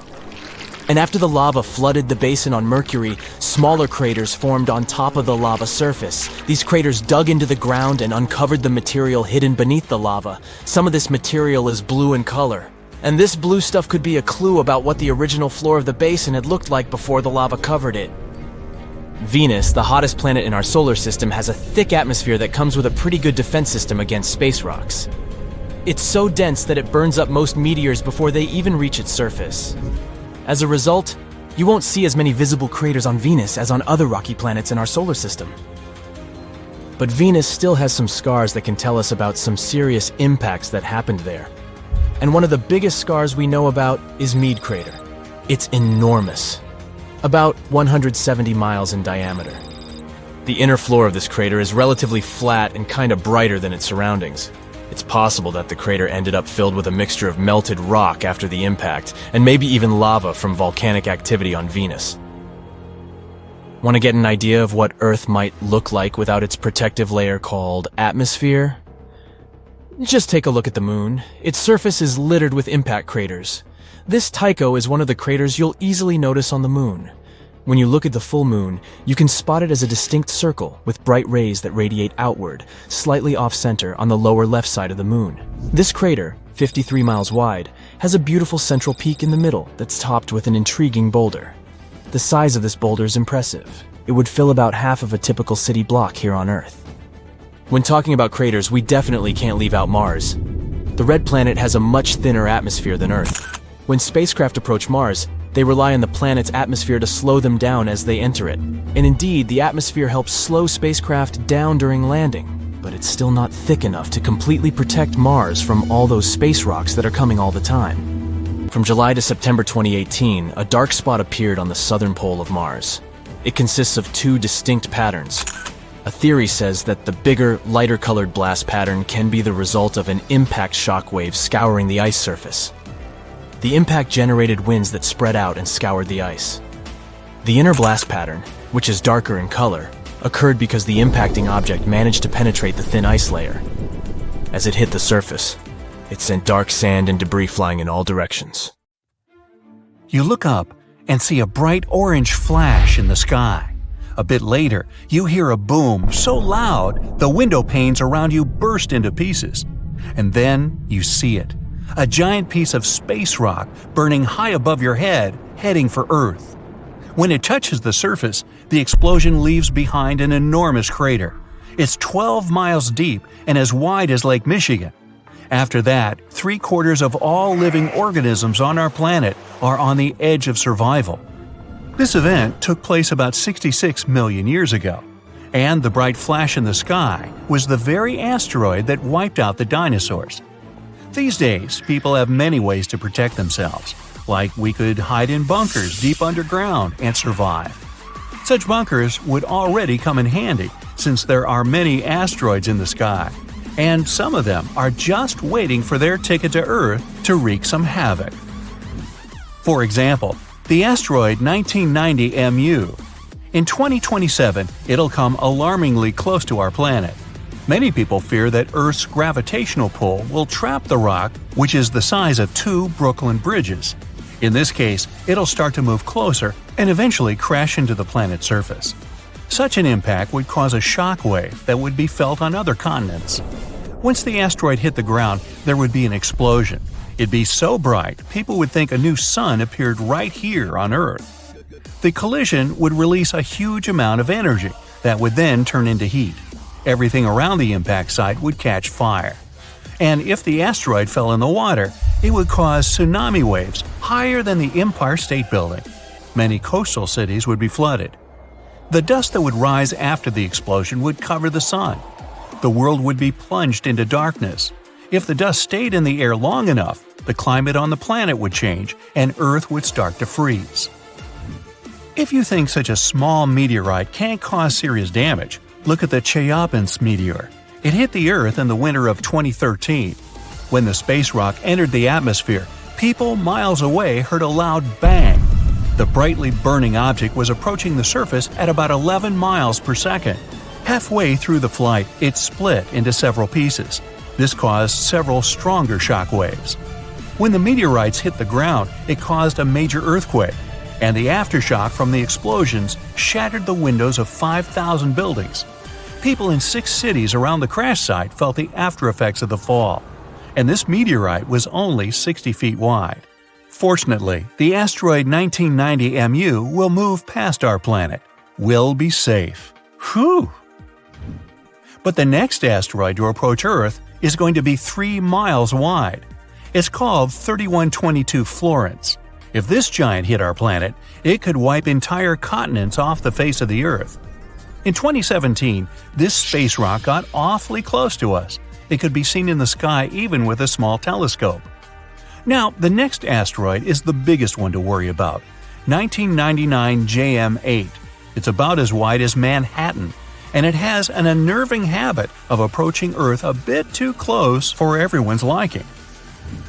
A small asteroid named 2020 VT4 got closer to our planet than all others have ever done. In November 2020, it flew over the Pacific Ocean at an altitude a bit smaller than the distance from Los Angeles to Las Vegas. That space rock was about the size of a big car. If it did make it to Earth's atmosphere, it would burn up completely before touching the ground. Falling asteroids and meteorites aren't uncommon on our planet. Luckily, most of them burst into flames and burn up before they enter the atmosphere.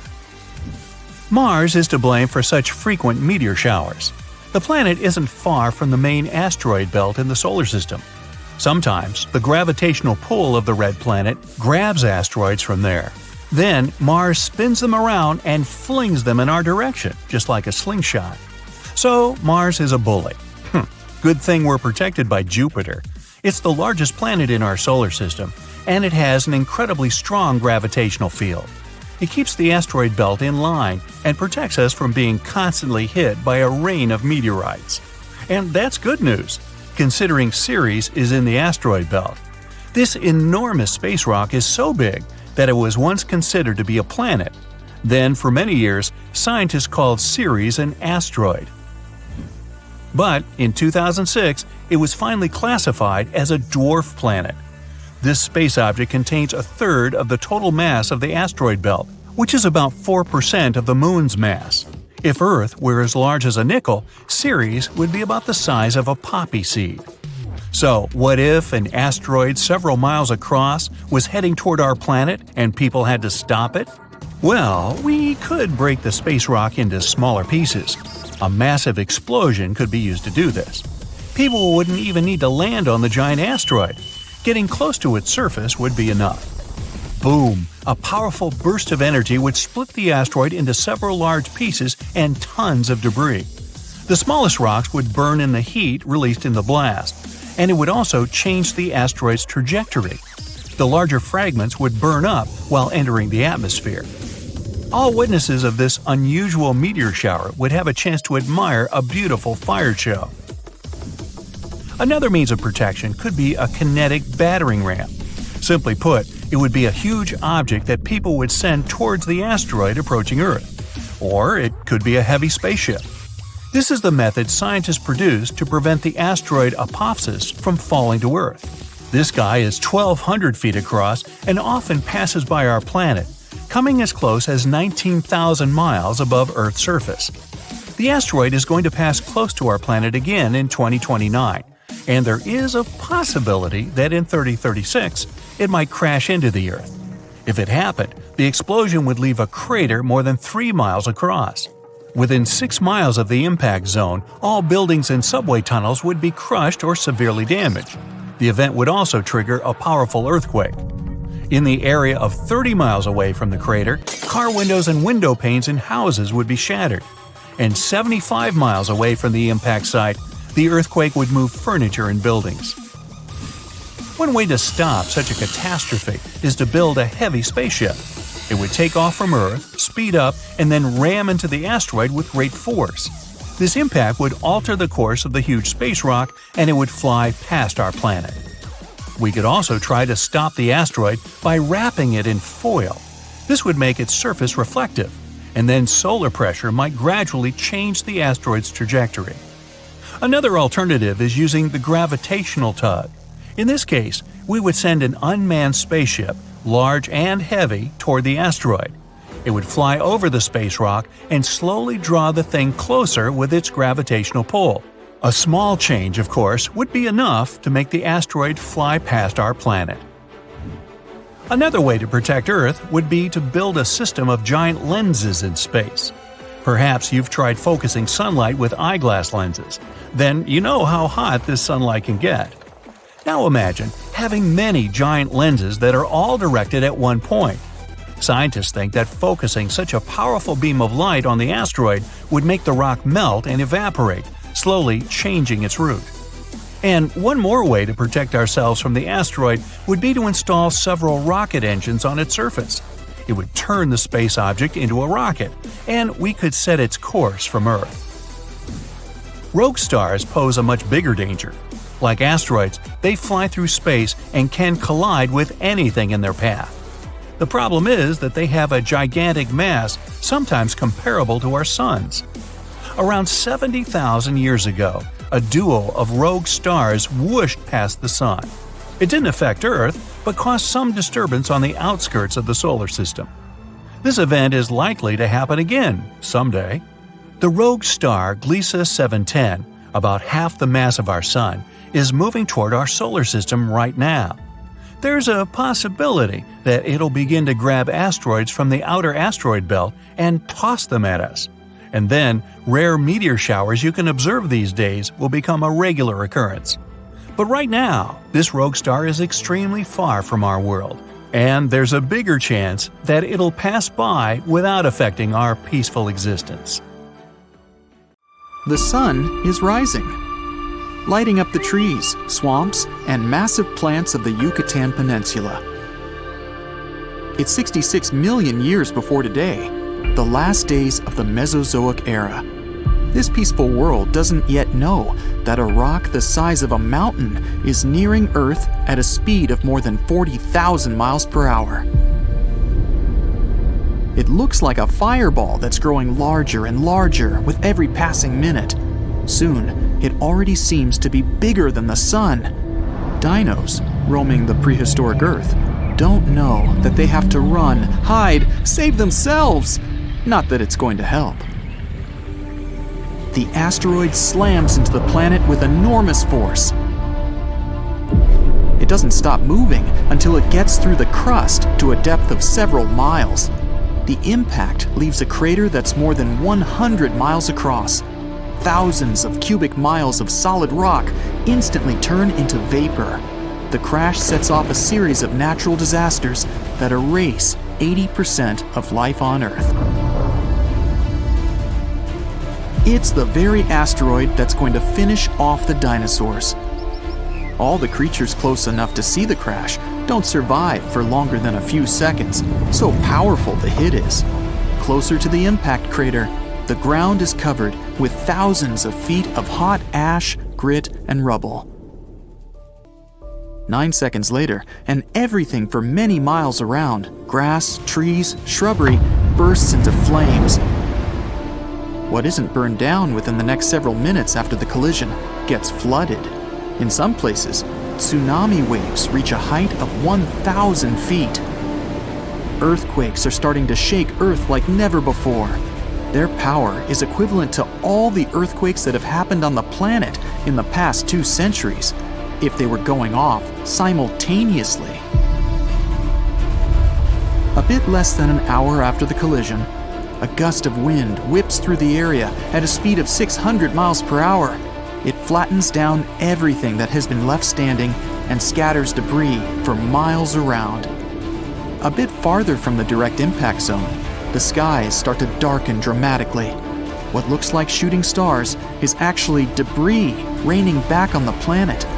glowing, ominous red, they re-enter Earth's atmosphere and emit infrared radiation. During the first hours after the crash, the sky is almost totally dark. Later, it starts to get lighter, very, very slowly. For the next couple of years, it's something between a cloudy day and twilight. Lots of plants don't survive this dimness and the absence of sunlight. The ash stays in the air for months. That's why when it rains, the water is highly acidic. Fires keep raging. They produce tons of toxins that destroy the ozone layer, at least for some time. Earth is in for hard times. More than 30,000 objects that are circling Earth these days can potentially strike our planet. NASA considers around 1,500 of them potentially hazardous. These space rocks are the remains left after the solar system was formed some 4.6 billion years ago. If one of these objects hits our planet, the consequences will be unpredictable. They can vary from shattered glass and broken windows to all life forms getting wiped off the face of the Earth. Unfortunately, in our case, it's likely to be the second option. In 2004, astronomers discovered a huge asteroid nearing Earth. The first observations showed that the chance of the space rock hitting our planet was a bit less than 3%. The asteroid was named Apophis. It's more than 1,100 feet across and weighs about 20 million tons. It's supposed to streak across the sky exactly on Friday, April 13th, 2029. Apophis will pass at a distance of 19,000 miles away from Earth's surface. Scientists are almost positive that the intruder won't collide with our planet. What's more, they're super excited about the possibility to see this space object close up. And not only them, up to 2 billion people will be able to watch the asteroid pass with the naked eye. But even though this space rock might miss our planet in 2029, it doesn't mean it won't return 7 years later, in 2036. That's when life as we know it might no longer exist. Earth's gravitational pull is likely to bring the asteroid closer, and when it comes back almost a decade later, it's going to be on a closer collision course. Then, what would happen if Apophis or any other asteroid its size crashed into our planet? It would hurtle down to Earth at a speed of more than 1,000 miles per hour. Because of its huge size, air friction wouldn't be able to slow down the invader. Earth's crust would finally stop the asteroid. The impact would turn into vapor not only the space rock itself, but also a huge chunk of the planet's crust. The collision would flatten even reinforced concrete buildings many miles away from the crater. If the asteroid landed in the ocean, the tidal waves would reach several hundred feet. They would cleanly scrub nearby coastlines. Some debris would travel so fast they'd leave the atmosphere and start to orbit Earth. But most of the rubble would rain back to the planet. This would be heating the atmosphere until it got as hot as an oven.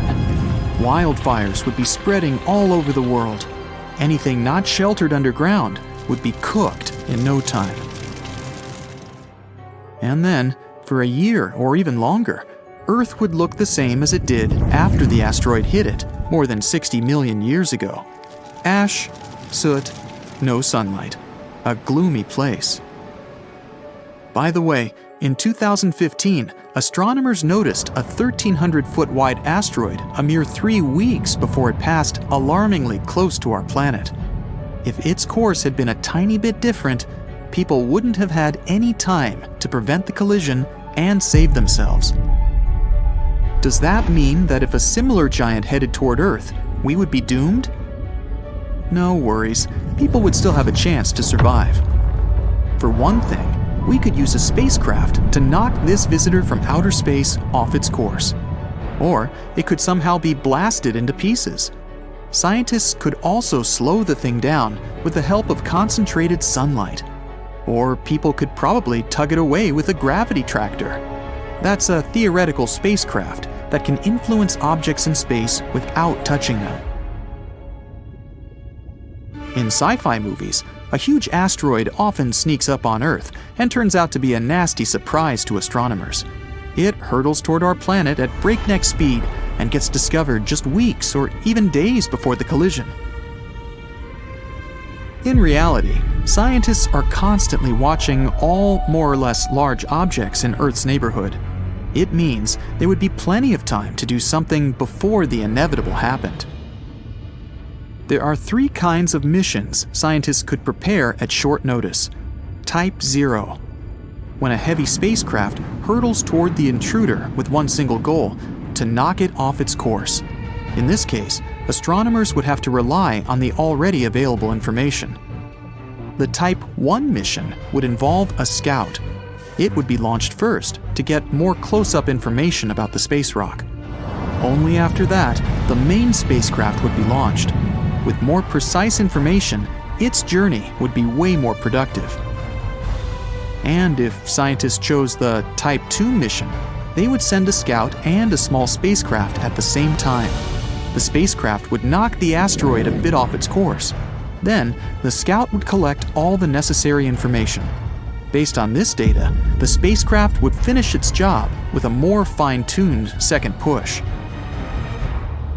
If none of these methods worked, people could try going deep underground or even build a shelter on the ocean floor. But in this case, we'd need to find sources of energy that could help us survive for at least several decades.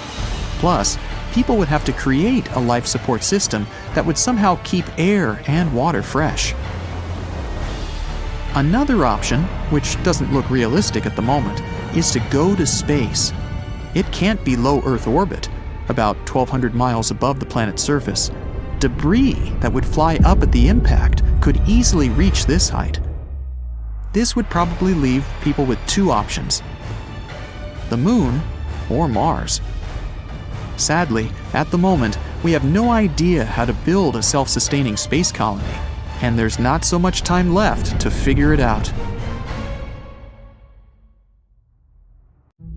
Imagine flying in a spacecraft in a cloud of asteroids at high speed. You dodge one more, and then hit the gas pedal to the floor and crash into an asteroid at full speed on purpose. This is exactly what NASA is going to do in the near future. The entire mission will begin at Vandenberg Air Force Base in California on November 24th. Let's follow it step by step. So, the Falcon 9 booster rocket is already on the launch pad. It's as tall as a 22-story building, or 11 giraffes, and it can get about 8 tons of cargo into orbit. So you could send a big elephant into space, and a supply of food for it. Countdown, 3, 2, 1, ignition! Smoke clouds everywhere, and the rocket begins to gain altitude. 9 engines are working at full power to accelerate the rocket. At its peak, it reaches speeds 10 times faster than the speed of sound. And then, the rocket engines shut down, and the rocket's first stage undocks to return to Earth. A couple of seconds later, the second stage receives the ignition command. It turns on its one engine and climbs even higher to orbit. The cargo capsule then opens and releases the DART spacecraft. DART stands for Double Asteroid Redirection Test. Once released, the spaceship deploys 2 large solar panels. It'll convert solar energy into electrical energy to power a revolutionary ion engine. Conventional engines create thrust by burning tons of fuel and ejecting it outward. The rocket itself is essentially pushing off the emitted gases. The ion engine will not burn fuel. It'll use a strong electric field to accelerate the ionized gas. Like conventional rockets, it'll eject this gas and create thrust by repelling it. And though the ion engine produces less thrust, it can accelerate the spacecraft to higher speeds. So regular rocket engines have an excellent performance on the road. They push the pedal to the metal, burning a bunch of fuel, while the ion engine slowly accelerates. But when a conventional rocket needs to make a refueling stop, the ion spacecraft will whiz past the regular one at insane speeds. So the DART spacecraft begins its year-long journey. By comparison, a flight to Mars would take about 7 months. Fast forward 1 year ahead, and we've arrived. This is the asteroid Didymos. The far point of its orbit is 2 astronomical units from our star. That's 2 Earth-Sun distances. At this point, the Sun begins to pull the asteroid back, and then it approaches the closest point to the star, 1 Earth-Sun distance. That is, its orbit lies very close to the orbit of our planet. Didymos made its closest approach to Earth at a distance of about 4.8 million miles. That's 20 times farther than the Moon's orbit. It takes 770 days to complete one such revolution around the Sun. So, Didymos is not considered a hazardous asteroid, but in the future, it'll approach the Earth even closer, and the consequences of a collision with it could be catastrophic, given its size. It's bigger than 2 Empire State Buildings, and it rotates at a rate of 1 revolution in 2 hours and 15 minutes, so it has a tremendous amount of energy. Plus, it has an asteroid companion. It's a small pebble 520 feet wide. It's like 12 school buses or 10 train cars. Its orbital period, that is, the time it takes the pebble to make a complete circle around the asteroid, is about 11.9 hours. NASA believes that asteroids up to 80 feet wide are likely to burn up completely in our atmosphere due to friction with the air, so they're not hazardous. Asteroids between 80 feet and half a mile in size will not burn completely and could cause severe damage. And asteroids over half a mile have the potential to wipe out large cities or even entire states. In that sense, we can consider Didymos potentially hazardous. So we're going to test one way of defending against asteroids on it: kinetic impact. That's why we sent DART here. So our spacecraft is going to hit an asteroid, only not its main body, but its little companion. DART is already moving toward it at about 4 miles per second. At that speed, a trip from New York to Washington, D.C. would take less than a minute, and a trip across the United States from coast to coast would take about 10 minutes. DART is getting close. 3 seconds to impact. 2, 1, BAM! The spacecraft crashes into the asteroid at full speed. What are your predictions? Asteroid explodes and is blown to pieces? Or asteroid flies off the main body into space like a billiard ball? Well, scientists predict that this collision will reduce the speed of this small asteroid by a fraction of a percent, but it'll still be enough to reduce its orbital period by a few minutes. Then our telescopes on Earth will be able to study the effects of the collision in more detail. And to learn even more, we'll send another spacecraft to Didymos on another mission. This is Hera. It'll be launched in 2024 and is scheduled to arrive at Didymos around 2027. This spacecraft will carry a bunch of research equipment to assess the collision damage done by DART. When it arrives, Hera will take many pictures of the small asteroid, including a fresh impact crater. Hera will also be carrying 2 CubeSats. These are miniature space probes, smaller than a shoebox. It'll launch these mini satellites, and they will make an even closer approach to the asteroid. They will study this space rock for 3 to 6 months. At the end of the mission, one of them will attempt to land on the asteroid's surface to learn even more about its composition and internal structure. It's also possible Hera will carry a mini impactor. This thing will have to make another impact on the asteroid. Then scientists will be able to evaluate the difference in impacts with a large spacecraft and a small one, and understand how we can defend against asteroids in the future. In theory, we don't need to send a giant rocket to a dangerous asteroid to destroy it. A single strike might be enough to shift the trajectory of the asteroid slightly. On a cosmic scale, changing the trajectory, even by a fraction, would dramatically change the asteroid's finish point. But kinetic impact is not the only way to deal with hazardous asteroids. Check out the gravity tractor. For this technique, we need to send a spacecraft toward the asteroid too. Only it won't crash into it. It'll have to go into its orbit. Any asteroid has a force of attraction, and it'll pull the spacecraft toward it. But the spacecraft's engines will keep it at the same altitude, so the asteroid itself will start attracting to the spacecraft. This method is reliable enough, but it takes a long time. And it'll only work if we detect a potentially hazardous asteroid many years before it arrives at Earth. We should have enough time to send a spacecraft to the asteroid and then carry out an asteroid tractor technique. The other option is a laser. When an asteroid is found, we need to aim a powerful laser beam at it. It'll heat up a certain point on the asteroid, causing the material there to evaporate. This is where physics comes into play. The material on the asteroid evaporates upwards. It makes the asteroid itself move downward. Just like our rocket engines work, The burning fuel is ejected one way and the spacecraft moves the other. We can also use solar power instead of lasers. To do that, we need to build a big space station, which would be equipped with a lot of magnifying glasses.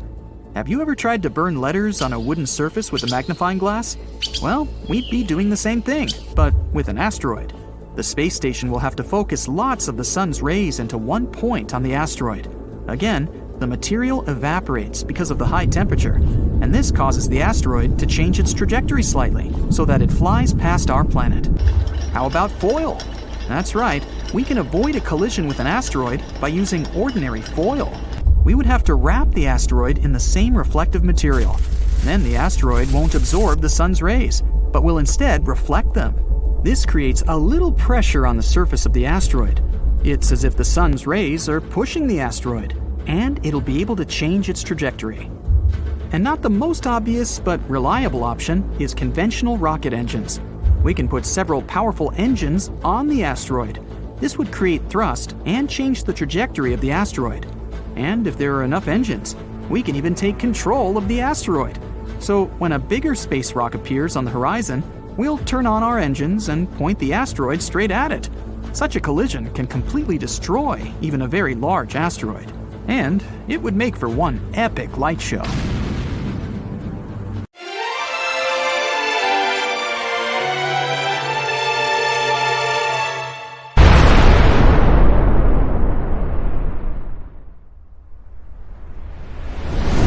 Tiny critters to colossal creatures, all animals are trying to escape from a wall of fire moving in their direction.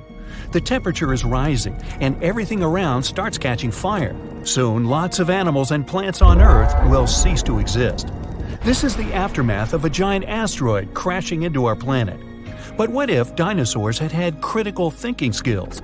They could have guessed what was going to happen, because this asteroid was visible a year before the impact. 1 year before the impact. With no city lights, all bright spots in the sky are stars. Some of them are planets reflecting the light coming from the sun, like Mars. But one of these dots is the asteroid. Later, it's going to be known as Chicxulub impactor. It got this name because of the region of modern-day Mexico where it fell. Anyway, at this point, the asteroid looks like a star. It has the same brightness as Neptune. You could even have photographed it with a high-quality camera. If only dinosaurs had thumbs. The impactor is now passing through Jupiter's orbit. From this distance, Earth looks like a pale blue dot. 1 month before impact. The asteroid has become much brighter. It's now the most brilliant spot in the night sky after the Moon. The asteroid crosses the orbit of Mars. Its tail, consisting of dust and gas, is getting longer and longer. It's now as long as 2 times the distance from Earth to the Moon. 1 week before the impact. The intruder's tail is now 5 times the distance from the Earth to the Moon, but the dinosaurs can't appreciate its beauty. To them, it's just another bright dot in the night sky. If this asteroid were flying toward Earth right now, scientists could pinpoint the exact location of its impact within a mile. Then we would evacuate people from the impact area and avoid a major catastrophe. 1 day before the impact. The Chicxulub impactor now holds first place among the brightest objects in the sky. The light surrounding it, called the halo, seems even bigger than the Moon itself. The asteroid is now passing through the Moon's orbit. It looks like a bright spot that leaves an ashy trail behind it. 1 hour before the impact. The light from the Chicxulub impactor is brighter than the full Moon, and its movement can be seen with the unaided eye. Nights on Earth aren't dark anymore. Only now, dinosaurs begin to feel anxious. All animals on Earth start to seek shelter. 10 minutes before the impact. The asteroid is now passing through Earth's orbit. Thousands of small fragments from its tail begin to fall on the planet. It looks like a meteor shower. So far, these fragments are too small. They all burn up in the atmosphere before reaching the surface of the planet. The asteroid is approaching South America. If someone was looking at it from Europe, it looked like a sunset. The bright dot of the Chicxulub impactor is falling behind the horizon. 2 minutes before the impact. Dinosaurs can now easily see the asteroid's shape. If they knew how to do it, they could even estimate its size. It's a bit more than 6 miles across, which means it's almost the size of Manhattan Island, and the giant's weight is 15 plus 15 zeros pounds. It's flying toward the Yucatan Peninsula at a mind-boggling 7.5 miles per second. At that speed, you could get from New York to Los Angeles in around 10 minutes, but you'd kind of burn up on the way. 10 seconds before the impact. The Chicxulub impactor is now approaching the ground. A few more feet and bam! The night sky suddenly turns white. The flash is so bright that the sun isn't visible at this point. The asteroid's entry causes a powerful blast that can be heard on the other side of the world. The huge asteroid begins to burn because of friction with the air. It heats up and splits into many pieces. These pieces shower on Earth. After a few seconds, the largest part of the meteorite hits the ground. Its mass and speed provide the Chicxulub impactor with an enormous amount of energy. In the next moment, a super powerful explosion shakes the ground. The blast wave from the meteorite begins to spread out from the impact site.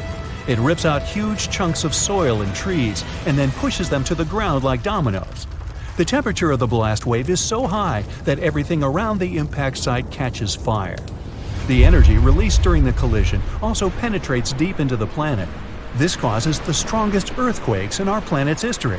They in turn generate tsunami waves as high as the Empire State Building. 5 minutes after the impact, the meteorite leaves behind a huge crater. It's as wide as Lake Huron and deep enough to fit inside 2.5 Mount Everests. Dinosaurs are running around in panic. They try to evacuate toward North America, but most of them don't make it through unfamiliar swampy territories. Another danger is the ongoing meteor shower. Hundreds of tons of ash and debris rise into the air. Heated up by high temperatures, they fall to Earth in the form of liquid lava.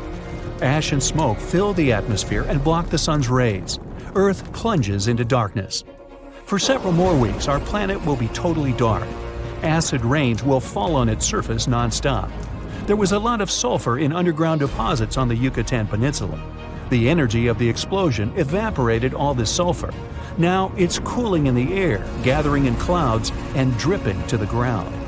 Most animals survive the impact, but the mass extinction continues for many more months. The collision has plunged Earth into darkness, and this has wiped out most of the plants that fed on sunlight.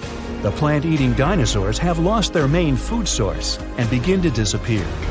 But plant-eating dinosaurs are the main diet of meat-eaters, and now dinosaurs like T-Rex have nothing to eat. Soon, they go extinct too. In other words, it wasn't a meteorite that wiped out dinosaurs, but hunger and climate change. Meteorites of this size fall once every 100 million years. It means that such an event might happen again.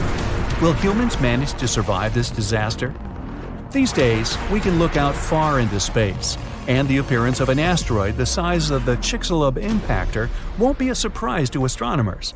In general, asteroids that are more than 460 feet across are considered potentially dangerous. Anyway, if we know about the approaching space body, we'll be able to build shelters filled with food and water supplies. Once the asteroid is close enough, we can wait for the impact and its consequences inside. But when people come back to the surface, they'll see cities and towns torn down. Our planet will look like a lifeless desert. That's why we need another alternative, which is to prevent the impact. Here, we have many options depending on the size and material of the asteroid. According to NASA, the most effective way is a kinetic ramp.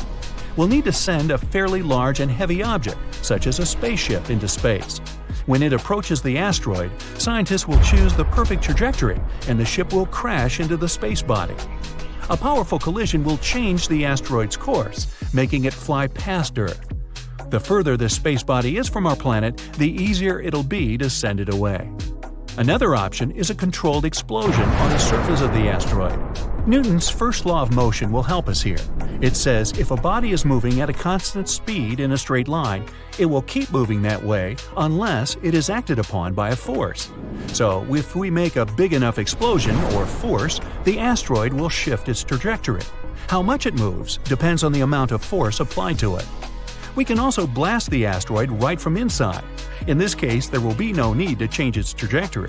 Instead, we'll try to turn one huge hunk of rock into a bunch of smaller fragments. They will burn up in the atmosphere and do no harm to our planet. Another way is a gravity tug. Every heavy object has its own gravitational force and gravitational field. Our goal will be to send a spacecraft to the asteroid and make it fly close to the intruder. the asteroid will attract the spaceship, but its engines will resist. As a result, the ship will slowly but surely pull the asteroid toward itself. This method will take much longer, but gradually, the trajectory of the asteroid will change and it won't crash into Earth. Hopefully. We can also use solar power. We can build a spaceship with a system of giant magnifying lenses. Then we'll send that station closer to the Sun. When we spot an asteroid, we'll point the lens in its direction and focus the beam on the space body. The heat from the Sun will cause the asteroid's material to evaporate. Eventually, this will make the intruder change its trajectory. About 800,000 years ago, I wasn't around then, a gigantic asteroid soared through space and plummeted toward Earth. It slammed into our planet with enormous force. It blanketed 10% of Earth with shiny black and green lumps of rocky debris known as tektites. Tektites are pieces of rock that get liquefied by the heat of a meteorite impact. Then they cool down to look like dark glassy pebbles. A trail of these tektites was strewn across Southeast Asia and reached all the way to eastern Antarctica. This is how scientists know this giant meteorite crash happened. Well, researchers spent nearly 100 years trying to find the gigantic crater caused by the impact. But tektites were too widespread. That's why they couldn't pinpoint the exact location until recently. A team of experts from different universities tried to discover the ground zero of the meteorite impact. They investigated several craters in China and Cambodia, but none seemed to be created by a meteorite crash. The experts then decided to investigate Laos. It's a country where they discovered the largest and most concentrated number of tektites. After ruling out all visible craters, the team came up with a new theory. What if the crater is hidden by something? In search of the potential crater, the scientists measured gravity readings at different locations all across Laos. At the site of an ancient volcanic eruption, below thick, dense layers of cooled volcanic lava, they discovered a severe gravitational anomaly. It turned out to be a large, elongated crater, over 300 feet deep and spreading 8 miles wide and 11 miles long. Based on the location and the crater's enormous size, scientists believe this is the impact site of the ancient meteorite. Meanwhile, over 2 billion years ago, long before the age of dinosaurs, Earth was struck by one of the largest asteroids to ever hit our planet. The asteroid was approximately 6 to 9 miles across and created the biggest impact crater on Earth. This is the Vredefort crater. You can find it in present-day South Africa. When it was formed, it had a gigantic diameter of 186 miles. Over the centuries, the massive crater slowly eroded away into the Vredefort Dome. That's a rocky hill formation that was the central site of the asteroid's impact. This formation is so large that it can be seen from space. Today, the Vredefort Dome is a recognized World Heritage Site. It's also home to several towns and communities that encourage tourists to come and visit the ancient crater. In 1943, one pilot strayed from his regular flight path to avoid dangerous weather conditions. Flying over Quebec, Canada, he spotted a large, perfectly circular basin. That is how the Chicxulub crater was discovered. Around 1.4 million years ago, a meteorite hit this spot, creating this small but deep impact crater. It has a diameter of 2 miles and a depth of 1,300 feet. A lake of deep blue water has formed at the bottom of the crater. It's said that this lake contains some of the purest water in the world as it has no inlets or outlets. It means that the lake is only filled by rains and melting snow. The lake is home to one species of fish, the Arctic char. The Sudbury Basin is also in Canada. Formed over 1.8 billion years ago, it's one of the largest and oldest impact craters in the world. It's located in Ontario, but the impact from the collision was so powerful that debris from it was found 500 miles away in Minnesota. Unlike most impact craters that have a circular shape, the Sudbury Basin is an oval. It's 39 miles long with a width of 19 miles. The original impact site might have been a whopping 10 miles deep, but its modern-day version is much shallower. The asteroid that created the basin carried a high concentration of natural minerals. This made the soil in the crater incredibly fruitful. Today, its floor is home to numerous fruit and vegetable farms. The unique crater formation of Sudbury Basin was used to train Apollo astronauts before they embarked on their missions to the Moon. Perhaps the most famous meteorite of all is the Chicxulub. That's the meteorite responsible for wiping out 75% of all plant and animal life on Earth including the dinosaurs. The Chicxulub meteorite had a diameter of 6 miles when it struck Earth 66 million years ago. The crater now lies off the coast of Mexico, hidden deep beneath the seabed. It's around 93 miles across and 12 miles in depth. Recently, scientists managed to drill deep down into the highest peak of the impact crater to collect rock samples. They discovered that the disappearance of dinosaurs wasn't caused by the giant size of the meteorite or the scale of the blast. It was because of the exact location where the Chicxulub hit Earth. The meteorite struck part of our planet that was densely filled with a mineral compound called gypsum. It's a soft sulfate mineral that is typically used as a fertilizer.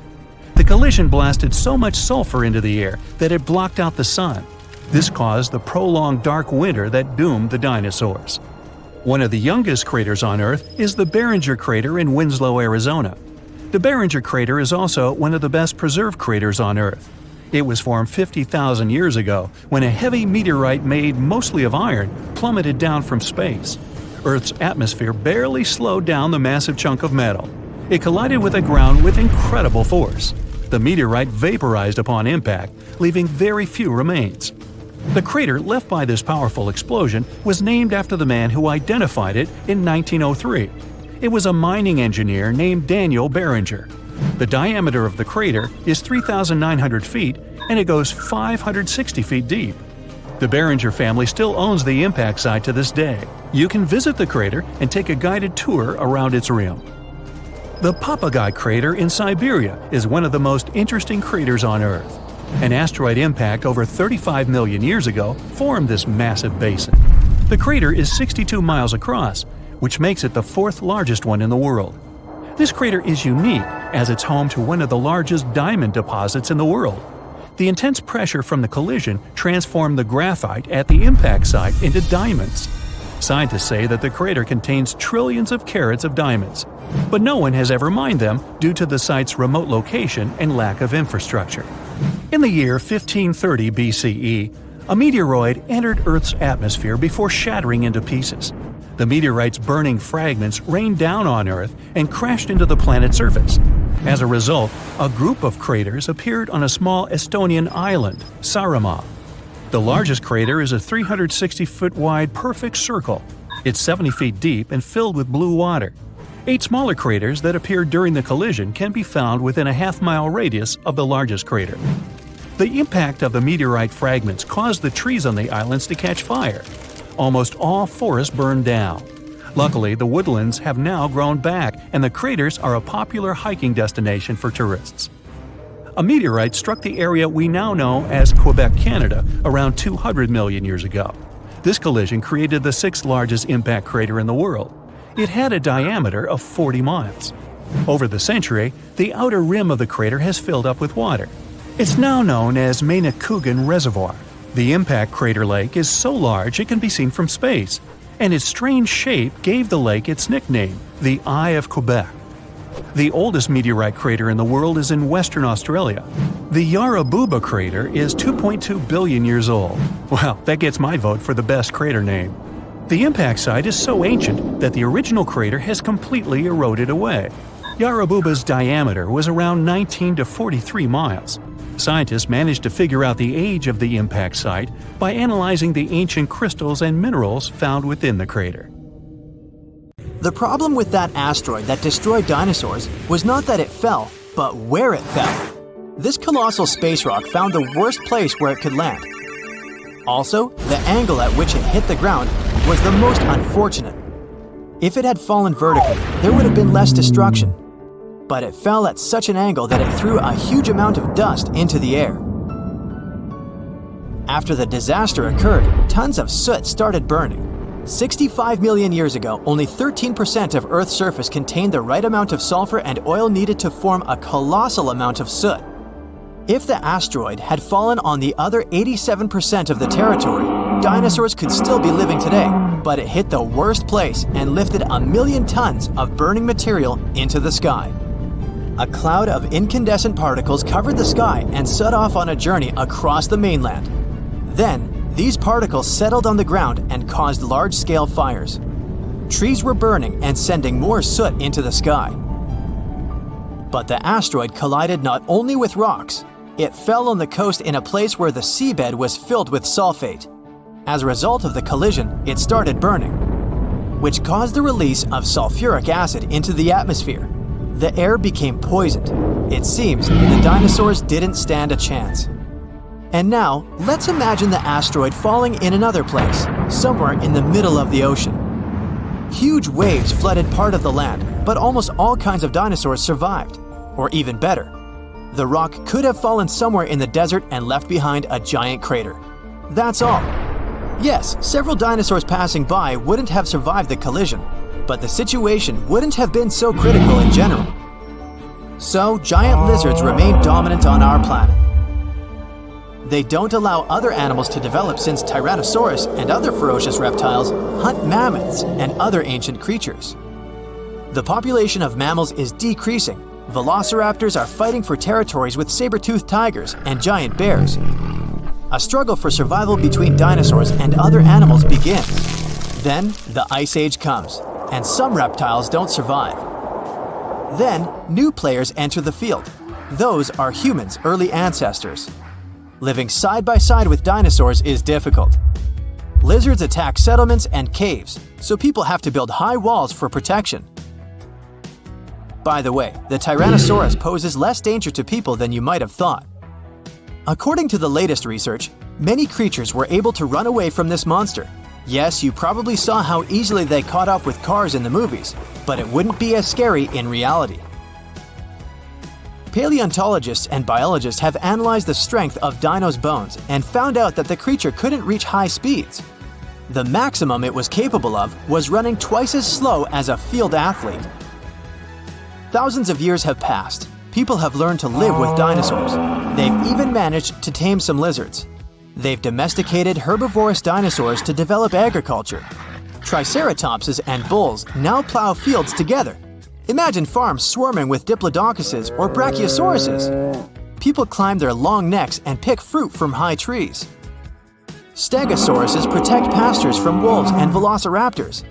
Dinosaurs with shells, such as ankylosauruses, help people cross deserts.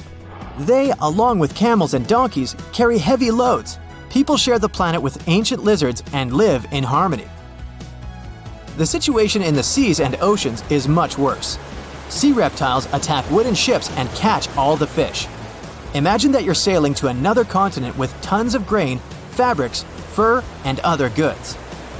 And then a giant mosasaur appears on the horizon. It's one of the most powerful sea lizards. A great white shark looks like a small fish next to it. The creature could easily defeat a megalodon. And then it comes across a wooden ship. It bites into the deck and pulls the whole boat underwater. Water dinosaurs are the main obstacle to communication between countries. This slows the progress down for 100 years. People built metal ships to withstand the attacks of the mosasaur. And finally, they managed to establish sea connections. A similar problem occurs when the first planes take off into the sky. Imagine you're flying on a passenger Boeing. You look out of the window and see a pterodactyl. Wait, it's impossible. These winged lizards aren't so fast, but they can catch up with a helicopter or some old biplanes. This poses a serious threat to flights, so people install sound protection systems on board each aircraft. Pterodactyls hear irritating ultrasound from a distance and fly as far away from it as possible. People equip submarines and ships with the same sound shields. Then, after people have learned how to defend themselves from dinosaurs, another problem appears. Lizards are the kings of wildlife, so they displace all other animal species. Dinosaurs run across African savannas, and lizards with fur live in cold winter forests. Lions, wolves, and bears are not the rulers of the wild. Rhinos fight with Parasaurolophuses. Stegosauruses attack hippos and take away their territories. Venomous dinosaurs live in jungles. Lizards that can climb trees scare monkeys. Imagine a reptilian ape jumping from one branch to another. To save regular animals from extinction, people have to control the population of predatory reptiles. Huge parks and nature reserves appear in all countries. People transport dinosaurs there and separate them from other wildlife. Dinosaurs seem to be completely under control. When the danger caused by giant reptiles passes, people begin to breed smaller, harmless lizards. Someone buys a chameleon, and someone keeps a Microceratus at home. There are dinosaur exhibitions. People take these creatures for a walk as if they were dogs. Some people take selfies with reptiles, go shopping, and sit in cafes with small lizards. Dinosaurs aren't formidable now. They're kinda cute. People ride horses, camels, Parasaurolophuses, and Pachycephalosauruses. Of course, many have tried to tame velociraptors, but failed. Those are dangerous reptiles and they don't know how to obey.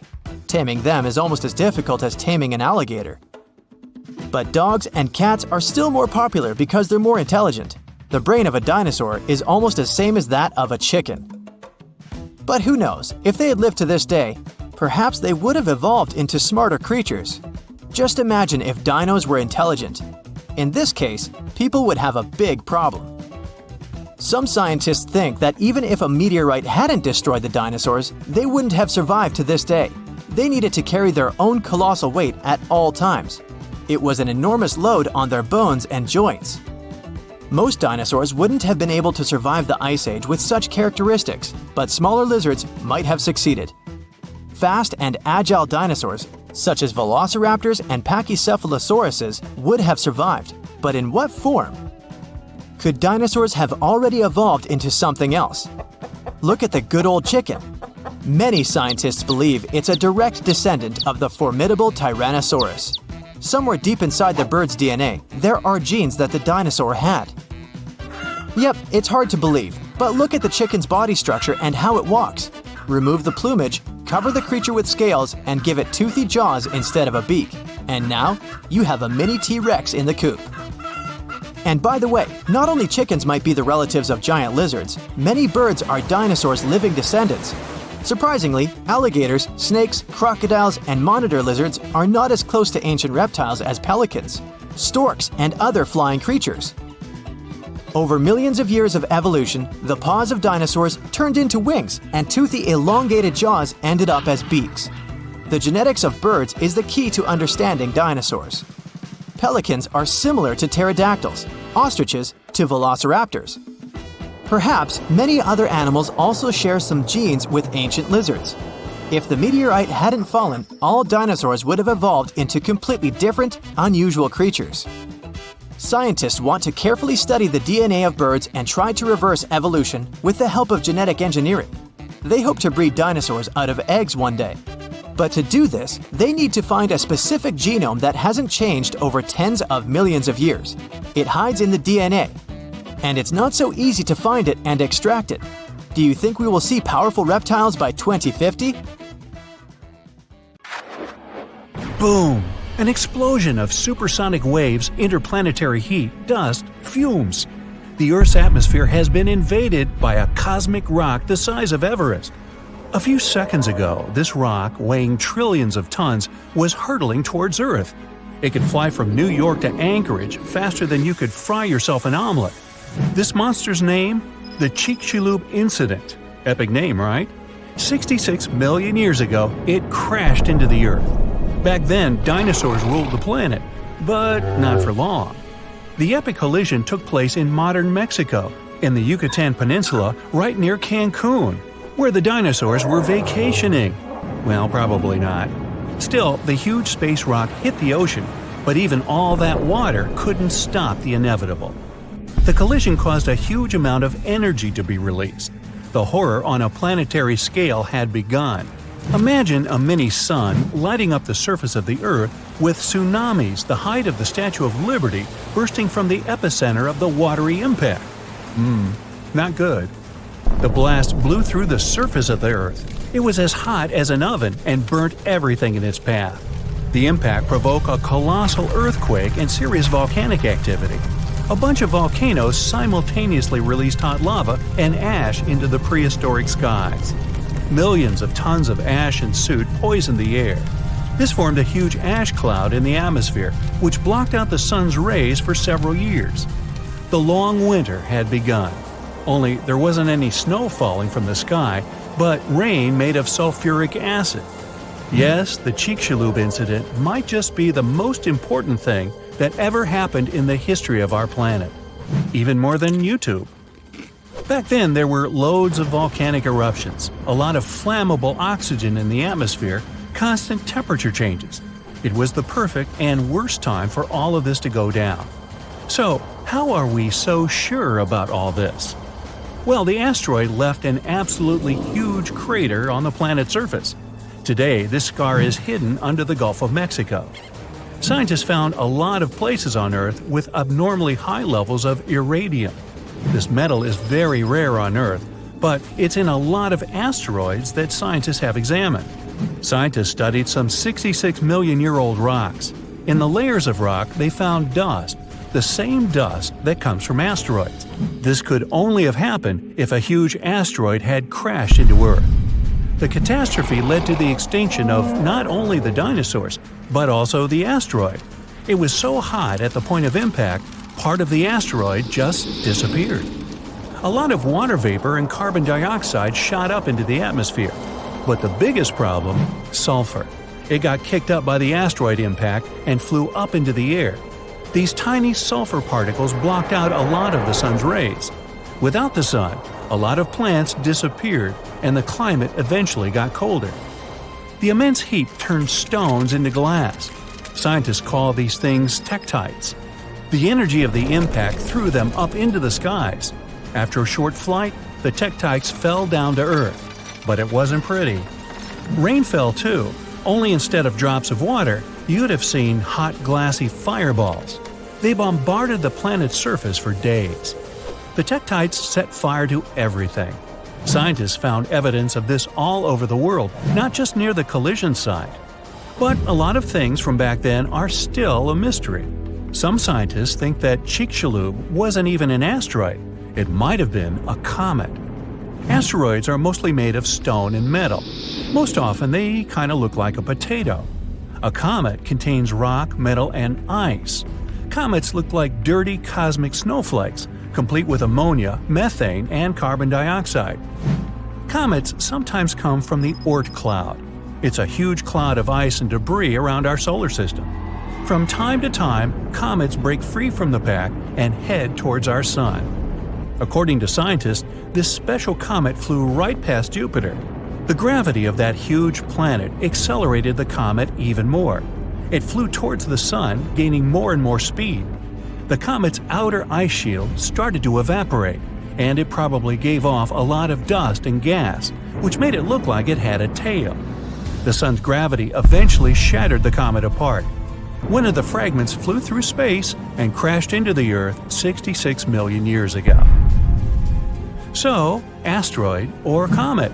The truth is, we'll never know. What we do know is that the Earth was seriously unlucky to be in its path, and it was never the same again. The catastrophe stopped the development of 75% of life on Earth.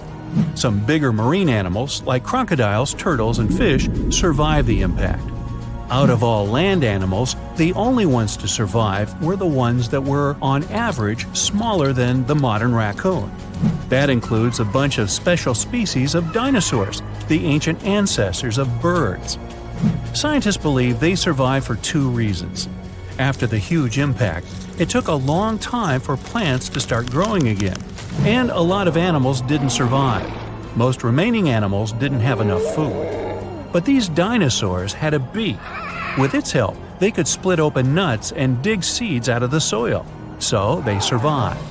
The second reason is that these lucky guys had bigger brains. Some people think that they were able to cooperate with each other and quickly adapt to the new conditions. Other life forms survived too. Fungi and mold survived underground and underwater. Gradually, the darkness cleared away and ferns began to take over the lifeless landscape. After a few thousand years, forests started to reappear. The animals that survived were pretty much all inconspicuous and small creatures. They lived in burrows, safe from all that hot ash. Before the collision, mammals had lived in the shadow of dinosaurs. But with all the dinosaurs suddenly gone, things were about to change. Mammals were able to take over. They began to dominate life, at least on land. Back to the moment when everything changed. Turns out, it wasn't the size of the asteroid that made it so powerful. It was more about the angle in which it hit the Earth. If the angle of impact had been different, the dinosaurs might have even survived the catastrophe. So, what would that have looked like? Well, let's travel back, way back.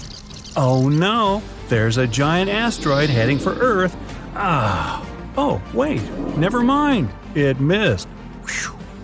There are plenty of earthquakes, tsunamis, and volcanic eruptions every day, but dinosaurs don't mind that much. No big deal.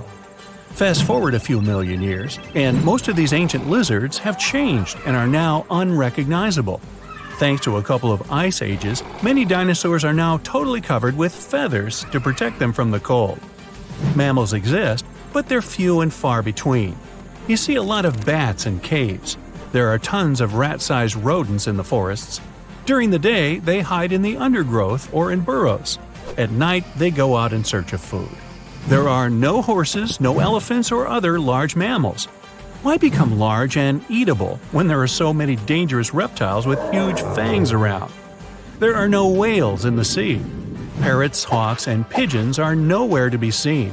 But pterodactyls 2.0 whiz past you constantly. Some are about the size of a helicopter, while others are no larger than a swan.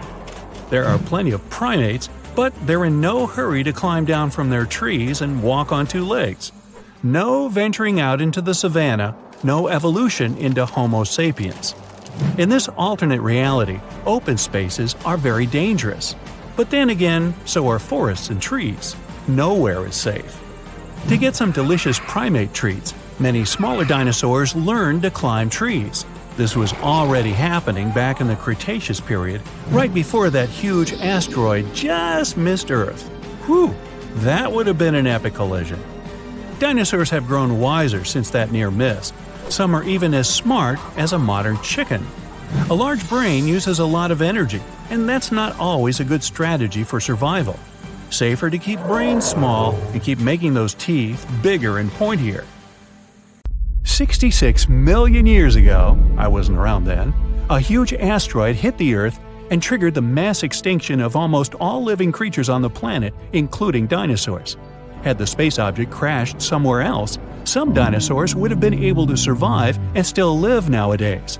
According to some research, the asteroid had about 1 in 10 chances of wiping out the dinosaurs and other animals of that time. It was way more likely to just hit the ground without any strong destructive consequences. To understand how things could have turned out if the place of the collision had occurred elsewhere, we need to find out what happened that day and why the disaster turned out to be so devastating. This huge space rock fell into the coastal area of the Yucatan Peninsula in Mexico. This caused a chain reaction that triggered natural disasters around the world. The place the asteroid hit is called Chicxulub crater. Now half of this area is underwater. The asteroid was about 7.5 miles in diameter and moving at a speed of 27,000 miles per hour. This rock, bigger than Everest, was rushing toward Earth faster than the speed of sound by almost 40 times. Wow. The energy released in the collision was as powerful as an explosion of about 10 billion atomic bombs, and the destructive force of the blast wave was just one of several disasters. The asteroid happened to fall in one of the worst possible places, and because of the way it fell, it threw a huge amount of dust into the air. Imagine you're jumping into the water like a professional athlete vertically, leaving hardly any splashes behind. And now think of how much water splashes when you jump into the pool like a cannonball. So the asteroid landed the cannonball way. The second disaster the asteroid provoked was soot burning. A small part of the Earth's surface consists of rocks. Only a tiny percentage of that part was rich in oil and sulfur back then. The asteroid burned and lifted so much soot into the air that it would be enough to fill an indoor baseball stadium. According to research, 65 million years ago, only 13% of the surface of the entire planet could have contained the necessary amount of organic material for the formation of such a volume of soot. That's why this place was considered the worst. If the catastrophe had happened on the territory of the other 87%, then dinosaurs would have been alive today. A huge cloud of soot and carbon dioxide rose into the air and covered the sun.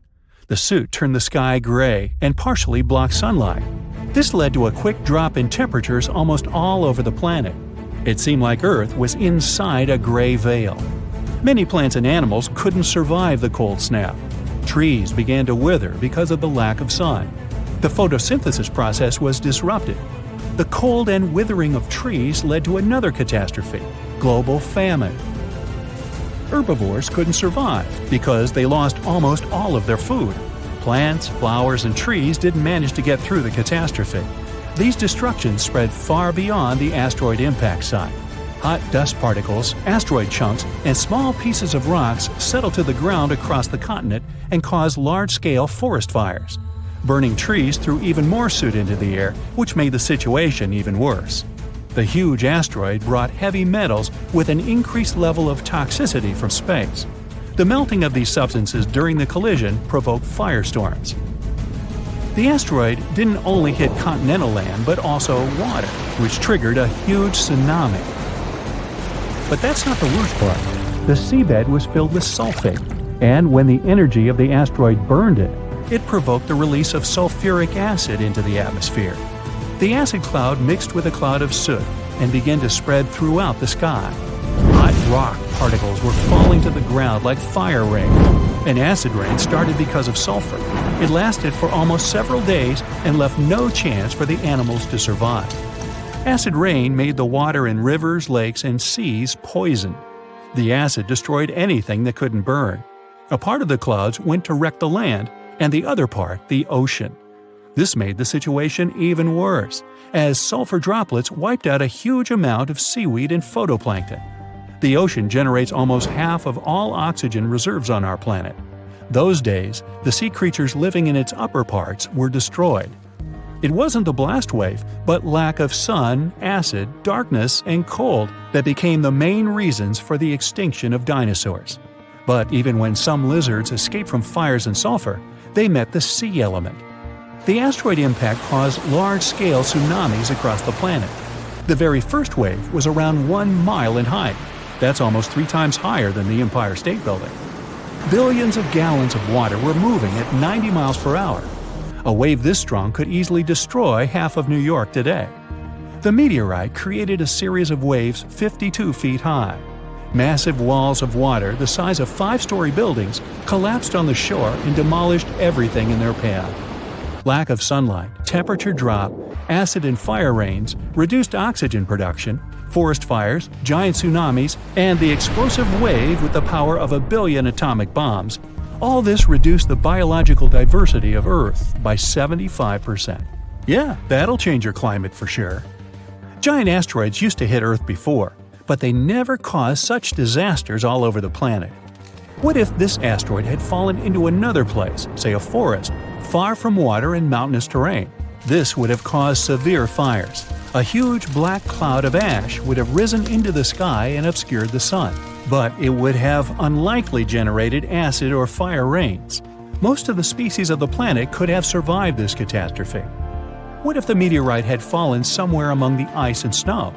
This would have provoked a rapid increase in temperature across the planet.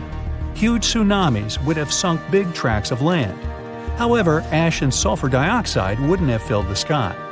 Acid rain wouldn't have hit the ocean. Many marine creatures could have survived and lived to this day. And dinosaurs, far from the oceans, wouldn't have noticed the meteorite fall at all. Probably the most terrible events would have occurred if a meteorite had fallen on an active volcano. This would have triggered the largest lava release in history. Destructive earthquakes would have begun, and the whole sky would have been covered with volcanic ash. What if the meteorite had hit some desert? It would have melted billions of tons of sand and turned it into glass.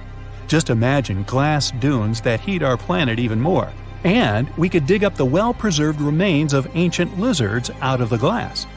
Anyway, there were many different possible catastrophic scenarios, and the worst of them came true for the dinosaurs. They are unlikely to return, although perhaps they can be reborn. Scientists were inspired by an idea from a famous Hollywood movie. They wanted to find a mosquito that got stuck in amber. They would extract dinosaur DNA from it. But there was a problem with this. The oldest DNA sample they managed to find was 1 million years old. Dinosaurs were extinct about 66 million years ago. Besides, DNA is a very fragile thing. The probability that it could have been preserved intact somewhere for so long is very small.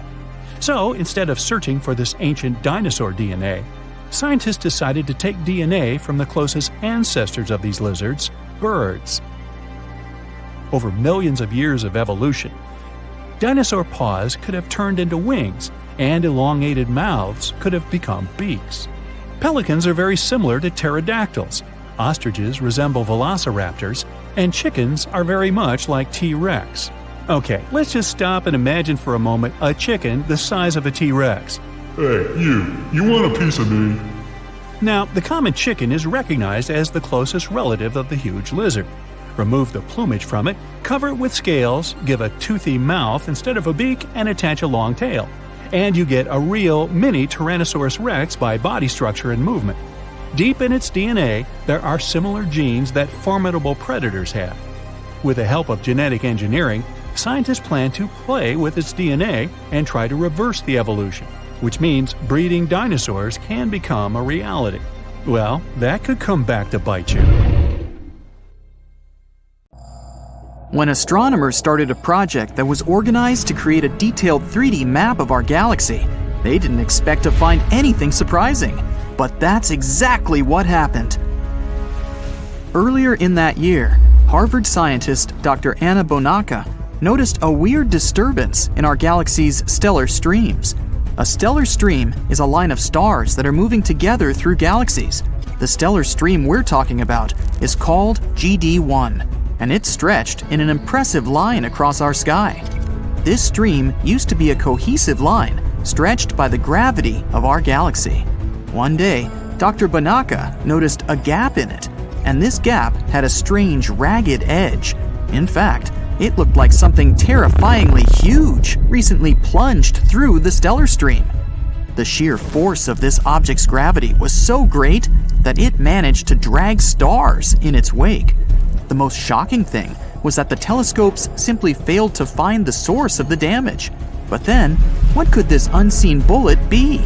One theory suggests that the intruder is a stray star. But, according to Dr. Bonacca, the hole is way bigger than any existing star. It'd have to be 1,000,000 times more massive than our sun.